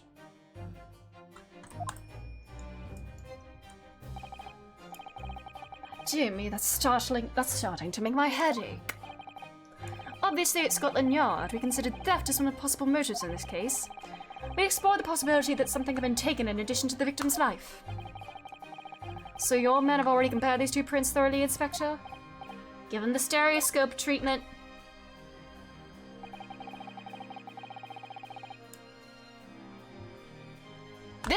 This is in a different place. This music box is moved.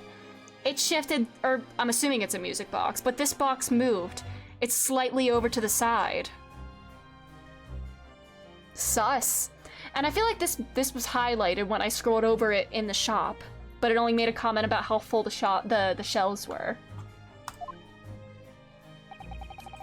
And the Yard's conclusion is that exactly the same number are present in both. But some of them are not in the same position. In other words, nothing was taken from the pawnbrokery on the night in question, and my learned friend's assertion is nothing more than a hopeful fantasy. Ah, death. I don't believe it! If I could have just shown that he'd stolen McGilda's pawn box, I might have been able to break him down at last. You know what, Bruno? I've been thinking. I wonder if these two photographs really are exactly the same. The box moved. So, counsel, in the light of the evidence put forward by the prosecution, what is your position? It seems that, in fact, on the night in question, nothing was stolen from the victim's establishment. Maybe something was in that box. Do you accept? I do not. Could there be some hidden discrepancy? Absolutely there is. Point out a discrepancy. Or use a piece of evidence. What if I just point it out? I mean, I could use the stereoscope, but I see the difference, so what happens if I just point it out?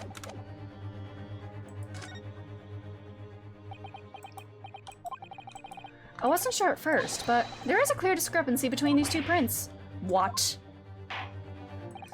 You must identify the location in question for the court, counsel. Indicate the precise location of the discrepancy of which you speak.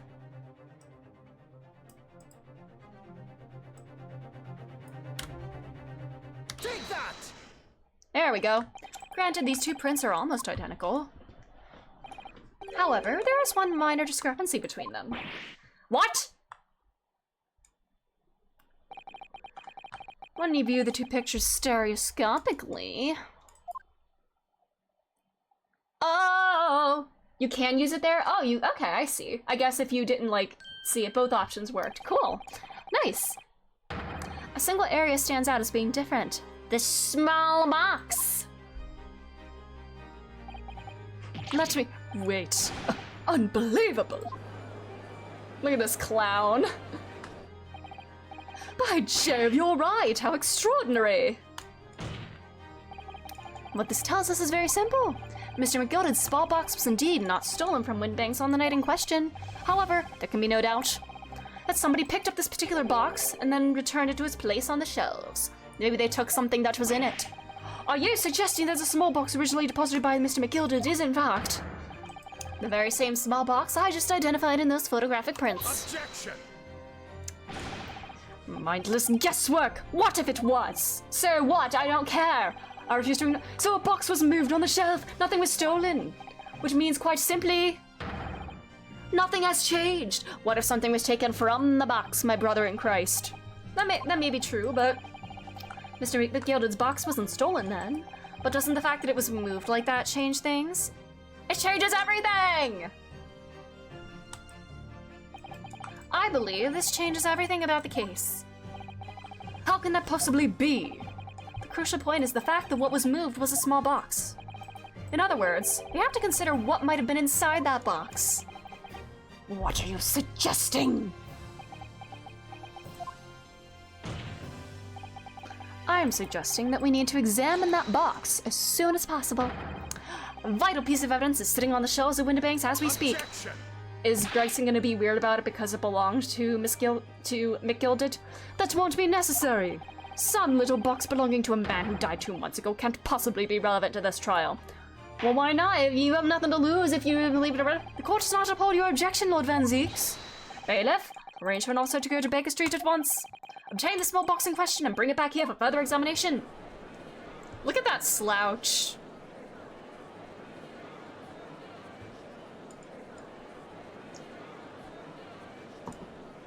Ooh, they're staring at each other.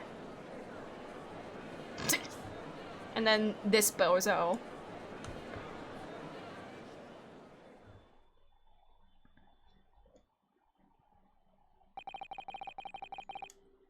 We should have a report within half an hour. I think perhaps we should recess for a short while until the evidence is brought forth. To be hoodwinked by such a farce. Disappointing. I beg your pardon, Lord Van Zeeks. This is nothing but a smoke screen. A Nipponese specialty, it would seem. Bro, what are you trying to say? My learned friend has persisted with the same line of reason. I hope one day Ryunosuke just snaps from all these, like, racist comments. That this witness's intent was to steal an article belonging to Mr. McGilda from the pawnbrokery. Yet common sense tells us that nothing of the articles have value enough to be worth stealing in the first place. But bro was rich. Obviously they have value then. Exactly. It would be beyond absurd to break into a place for the purpose of stealing such commonplace property. Doesn't the fact that it belonged to this man make it valuable, though?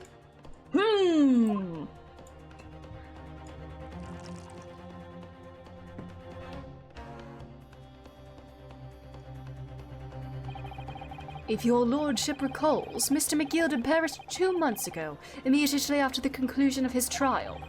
A trial in which he was found not guilty.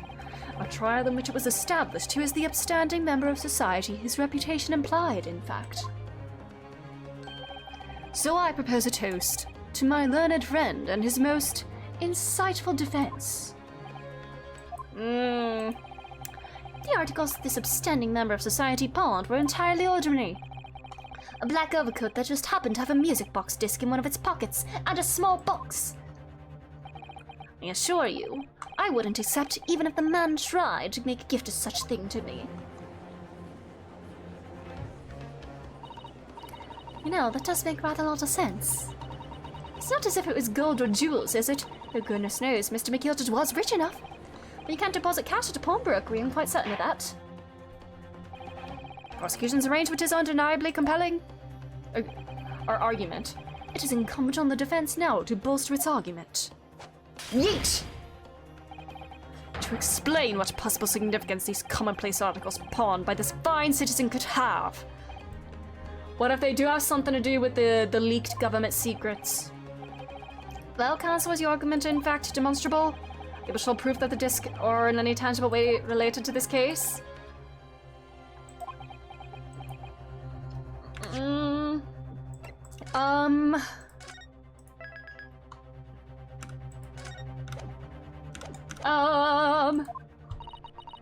What's the matter, Runo?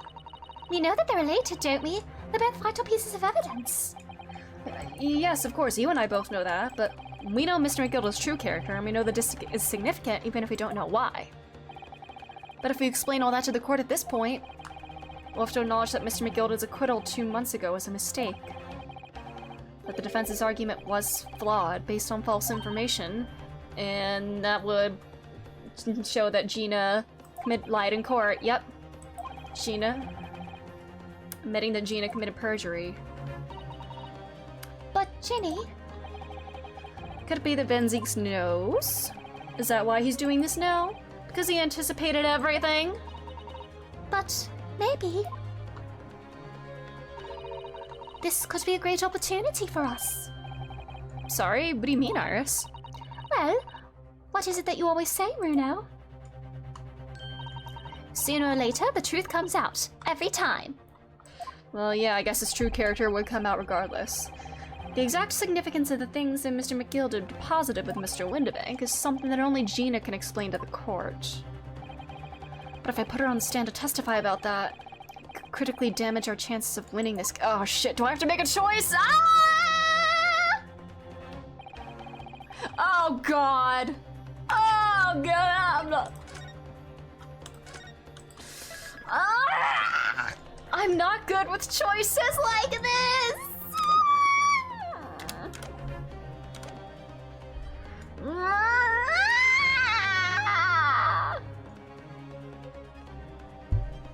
Is there any way that we can, like, whatever punishment that she would get for perjury, if we could, like, show that she was threatened? Could that, like, lighten whatever punishment it is? And... I don't know, I feel like we should hear what her side of the story, but still, like...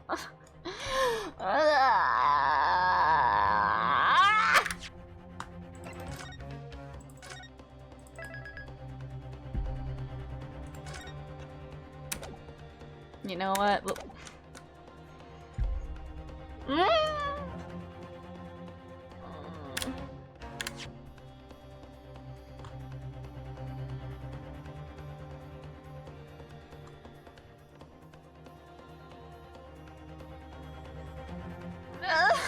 do I do?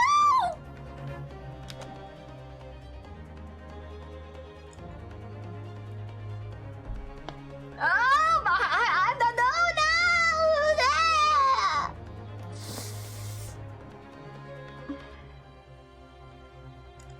if we need to prove the significance of it.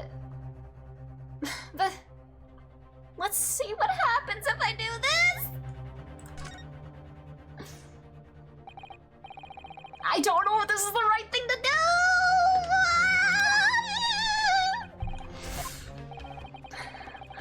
While the court awaits the arrival of Mr. McGilded's small box, I would like to call the defendant, Miss Gina Lestrade, to the witness stand.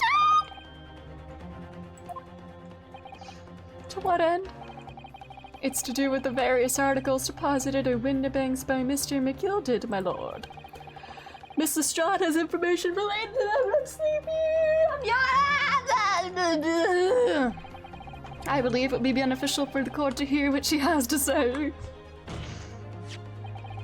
It'll prove the significance of the articles in question once and for all. Well, things will become. He knows what's gonna happen. He knows she's gonna be exposed for perjury last time, and we'll be admitting that, yeah, McGilded was a guilty man. McGilded, more like McGuilty, am I right? I presume you've considered the implications of the testimony you're proposing, yeah? Particularly the impact it will have on the accused standing and indeed your own. I have. Lord Van Zeeks, would you care to explain that last remark? The prosecution accepts the defendant's proposal. I move to interrupt this cross-examination of the current witness and hear from the accused herself. Bro, I'm so scared.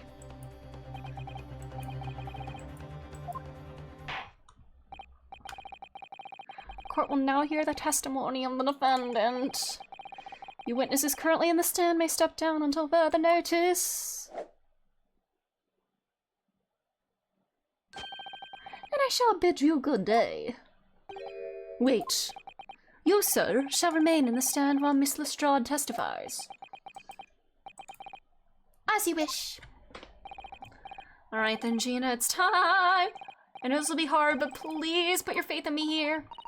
Good luck, Bruno. Bro, I'm so scared. Alright. Alright, about how much longer do I have to go in this case? Because I don't know how much longer, like, it's getting kind of late, but if... I don't know, like, I don't know if, I doubt we'll finish it today, even if we played a little more, but...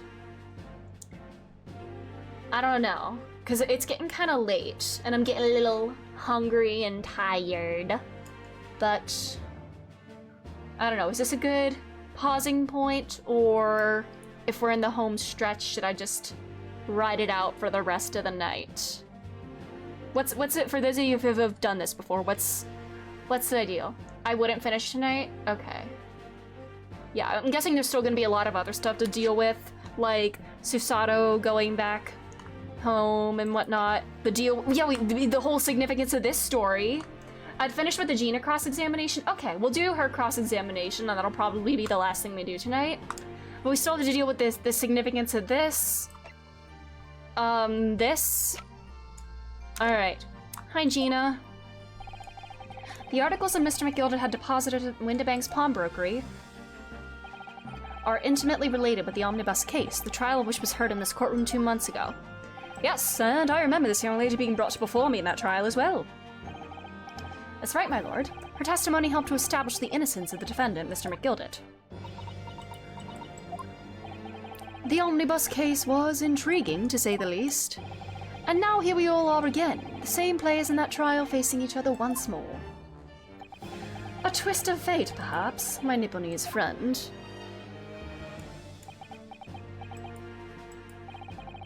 Allow me to recap the events of 2 months ago. An old brick-maker was stabbed to death in an omnibus running along London's winter streets. Apart from the victim, there was only one other person in the carriage, Mr. McGilded.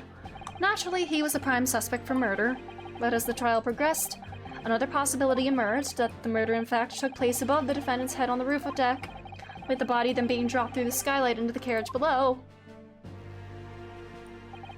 It was Miss Lestrade whose testimony brought that possibility to light. At the time of the incident, Miss Lestrade was concealed under a seat in the carriage, hoping to pick the pockets of unsuspecting passengers. Then immediately after the trial, having been acquitted of the murder, Boom!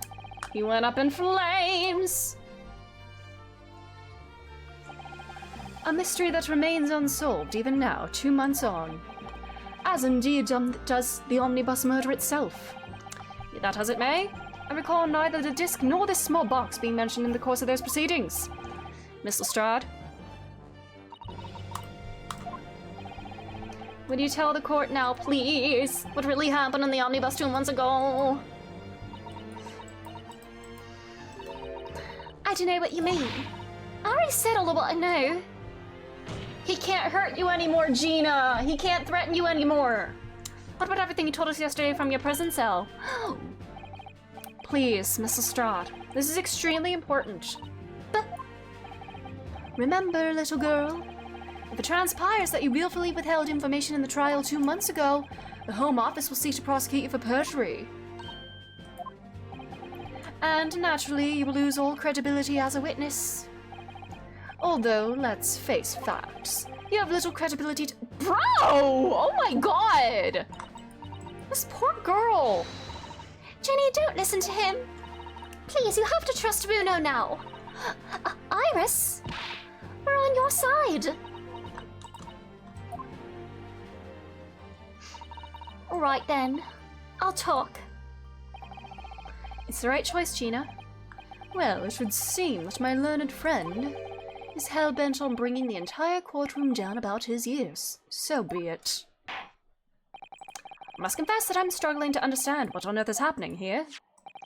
However, it would appear that Mr. McGilder's pawned articles and that extraordinary case of the omnibus harbor secrets of which we have been hitherto unaware. So, Miss Lestrade, you will now give your testimony before the court about the events of 2 months ago. You will reveal the truth, a commodity sorely lacking in your original statements. This is it then.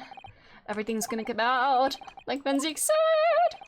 This could bring the whole courtroom down about my ears, but as a lawyer, I'm prepared to take that risk.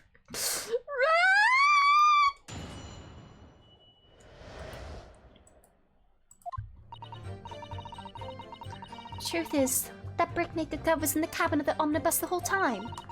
When the Irishman dragged me out from under the seat, I saw the disc on the floor. All of a sudden, I heard a scream from over my head, and the power on the roof deck went off to call the slops. That's when McGilded slipped the driver. Oh my god, that's when McGilded slipped the driver some tin to do a run to the pawn shop roundabout. Blah. He threatened me not to snitch, not to say nothing to no one about what I'd seen or heard.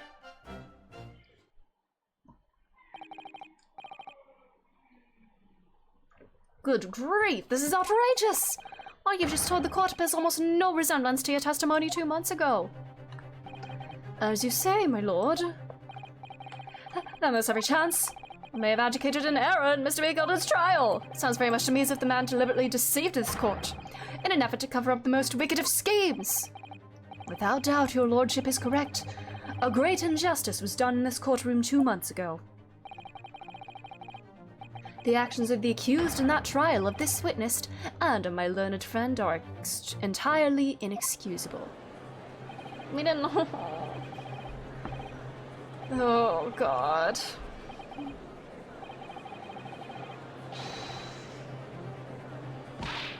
You're wrong, the lawyer. Mr. Nardo, the lawyer there, didn't know nothing about it. Humbug! I don't think so. Are we really expected to believe that? He really stitched everyone up, didn't he? What an operation to get the man off scot-free. Unforgivable. Stop. The lies have to stop. Stop. Yes, the defense made a terrible error of judgment. I intend to take full responsibility and suffer whatever consequences are deemed appropriate. However, it's imperative that the court allows the witness to elaborate on her testimony, because the true significance of McGilded's pawned articles must be brought to light. Very well, my learned student friend. Student! Given the depths of calamity you have just plunged yourself into, this may well be worth hearing. Words fail me. The situation is utterly deplorable. Mr. Naruhodo? Yes, my lord. I will decide upon your fate following the conclusion of this trial. I mean, he was doing his job. He didn't know the whole facts, and his job was to get a not guilty verdict, and he did that, you know? Blimey, Mr. Naruhodo. Now, counsel, proceed with the cross-examination. Man. What really happens? Like, if incorrect verdict is reached and a guilty person gets away scot-free, like, does the... And it's come to light that their guilt, they really were guilty. Like, does the defense attorney really need to, like, really actually suffer, like, repercussions or punishment from that? Like, legally? Not just, like, a damage to the reputation or anything, but, like, is there, like, a precedent for punishment via the law? Hold it! You were hiding in the cabin at the time as well, weren't you, Miss Lestrade? If I remember rightly, in the storage compartment underneath one of the seats. Yeah, that's right. It's pitch black under there, so you can't see nothing at all. And on your testimony 2 months ago, I feel certain that you claimed Mr. McGilder was the sole passenger, did you not? False testimony, my lord. That's what you told me I had to say. But it's important that you tell us the truth now. Were Mr. McGilder and the victim acquaintances? I don't know. But I did hear him talking a lot. What were they talking about? Well, I couldn't hear too well, but I've had to say. I think it was about money or something. They kept talking about buying and not buying. Perhaps business dealings of some kind? Well, anyway, they got louder and louder. It started to sound like a proper fight. I was pretty scared by then. I hardly dared to breathe. And then all of a sudden, I heard a noise like someone keeling over on the floor. It was blooming loud and all. I believe you let out an involuntary scream? Yeah, that's what gave me away.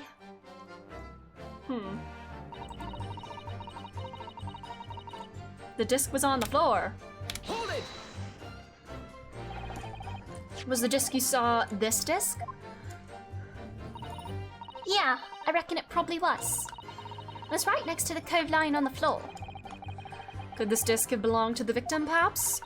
I don't know, but McGildy picked it up pretty smartish. And then he sat with the knife in his belly up on the seat. What did he say to you at the time? He told me not to say a word about what I'd seen or heard to no one. About the disc and all. I was dead scared. The way he was looking at me, I thought, if I didn't go along with it, I get stuck with that knife too. Then he started asking me a load of questions. Like what your name was, where I lived and all that. He asked me about being a diver too. What are they talking about? What are they conspiring about? Do you dudes have anything to say? I'm not... What's that hush-hush for? But after a while, what happened in the carriage was noticed. Yeah, that's right. First there was a kind of rapping noise. And then first did a little yell. The Hat Man yelled.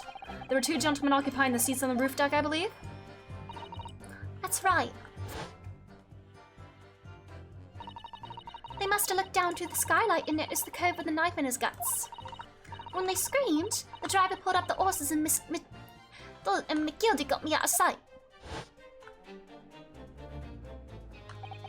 Out of sight? Where? Back under the seat where I started off. Once the carriage came to an halt, the 2 cubs from the roof ran off to fetch the slops. If they immediately left to fetch the police, which would appear they were entirely unrelated to the incident. We're getting a lot more hmms from the judge as this game goes on. So that left McGilder, the driver, and you still at the scene. Yeah. Only the driver didn't know I was there because I was under the seat. I heard the cabin door open and a voice from outside. The driver, yes. He also testified in the trial, I believe. Little Beppo! The little shivering man, yeah. Fellow who went by the name of Beppo, if memory serves. Beppo! I hope he's all warm and cozy now. What did McGilder and the driver say to each other? I don't know what happened and stuff like that mainly. That's when he's... Ooh. Oh yeah, he paid him to go to the pawn shop as well. The pawn shop obviously being Windibanks on Baker Street. Just a moment, counsel. Do you mean to tell me that the driver gave false testimony in that trial as well? Perhaps the excursion to the pawnbrokery slipped his mind when he was in the stand. Indeed, Lord Van Zeeks. McGilder took off his coat and gave it to the driver. He folded it up, all careful like, before handing it over. When I saw him do that, I remember thinking, that coat and what's in it got to be worth a few bob. Yes, Gina was sure the disc must be worth more than Mr. Windbank was suggesting. Remember her quibbling with him over the price that afternoon at the pawnbrokery. The driver looked pretty happy when McGilder flashed some brass in his face, even for it not for the lick. Then the buck truck called to me and told me to come out from the drag's cabin.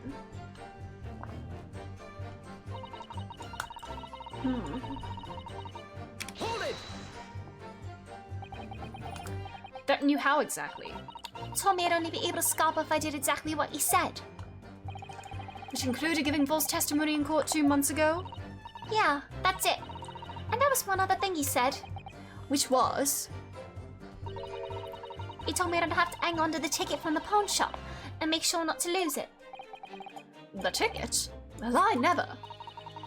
Said that if he didn't show up to get the ticket off me before 2 months passed, I had to go to the pawn shop and pay the money to keep it in lug to stop it from being forfeited. He left me with some brass to pay for it. But really? Why on earth would Mr. McGilder have done such a thing? Government secrets, maybe? Depositing his overcoat with a pawnbroker before the arrival of the police? It makes no sense at all. There would seem to be only one logical explanation, my lord. What McGilder had the driver deposit at Windibank's was something he didn't want the police to see. Something very important that he needed to hide at all costs. Anyway, after that, he let me go. So I legged it before the coppers showed up. Well done, Gina. It can't have been easy to tell the truth like that. Ginny's really put her faith in you, Bruno. Yes, and thanks to her, she'll have to face a charge of perjury once this trial's over. So I need to use the time we have now to get as much information out of her as possible. It's time to really go for it. Press her on every statement. I did. Oh, and another thing.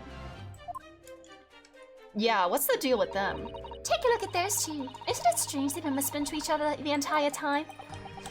Can I, speak to them about something? If there's anything I can do about it?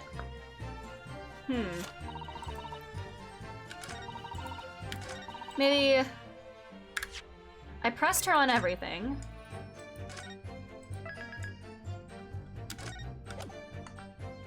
Oops. What if I do this?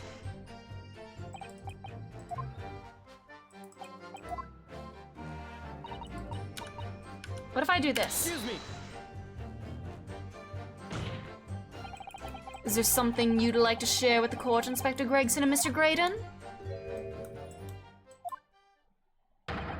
Inspector! Mr. Graydon!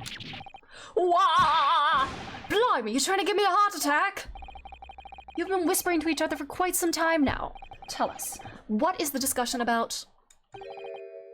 Discussion with this fella? Pull the other one, sunshine. Think I got anything to talk about with a shady gent like this? And I have nothing to say to this uncouth detective after he deprived me of that disc that is rightfully mine. But they've clearly been talking the entire time. It's as if they've been negotiating.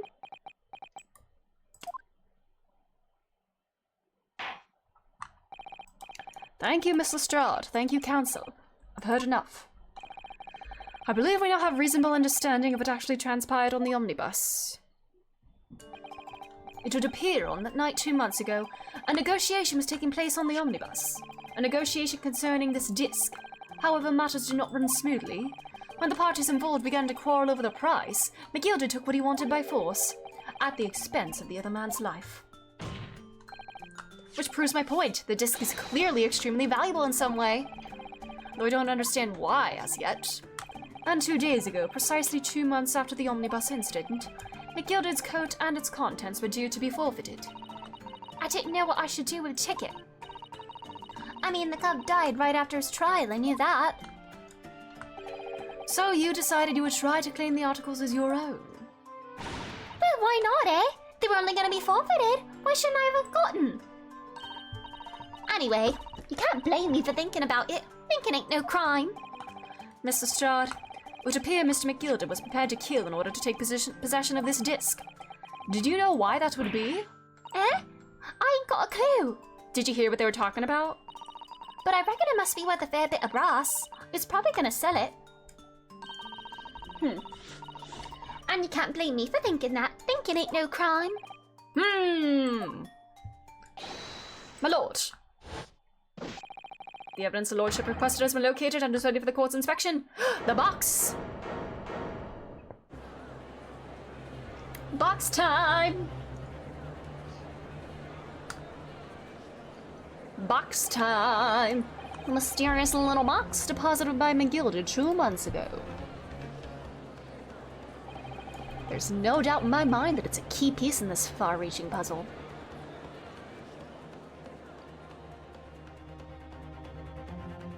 Ooh, interesting.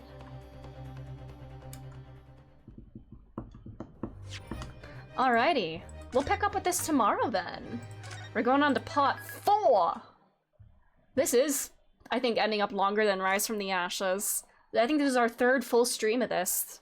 And we did like half a stream of it the other day too. Alright, but this is where we will pick it up tomorrow. With the box.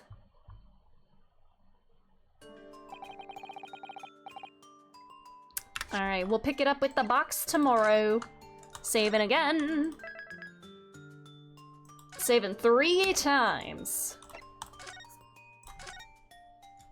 I'm still wondering how the government secrets and the Hound of the Baskervilles ties into this. I'm suspecting that Mr. McGilded might be involved in the trading of these secrets, and maybe Mr. Graydon is as well? Or is at least trying to, like, retrieve them somehow? Or got wind of it? I don't know. I suspect they're my 2 main suspects for, like, this double agent of sorts, or whoever's leaking secrets. And yeah, that's kind of where I'm thinking. And maybe some evidence, like, completely linking him to that is in this box. Or maybe he took it from the box. Maybe Graydon took it from the box. And yeah. Again, I'm also wondering how the Hound of the Baskervilles ties into this. And, the way why Sholmes doesn't want to speak about it. And how Iris is gonna react when she learns that her dad is dead. But I feel like she probably already knows, or at least can tell that Ryunosuke and Susato were hiding something that they knew about him. Because she's a perceptive kid.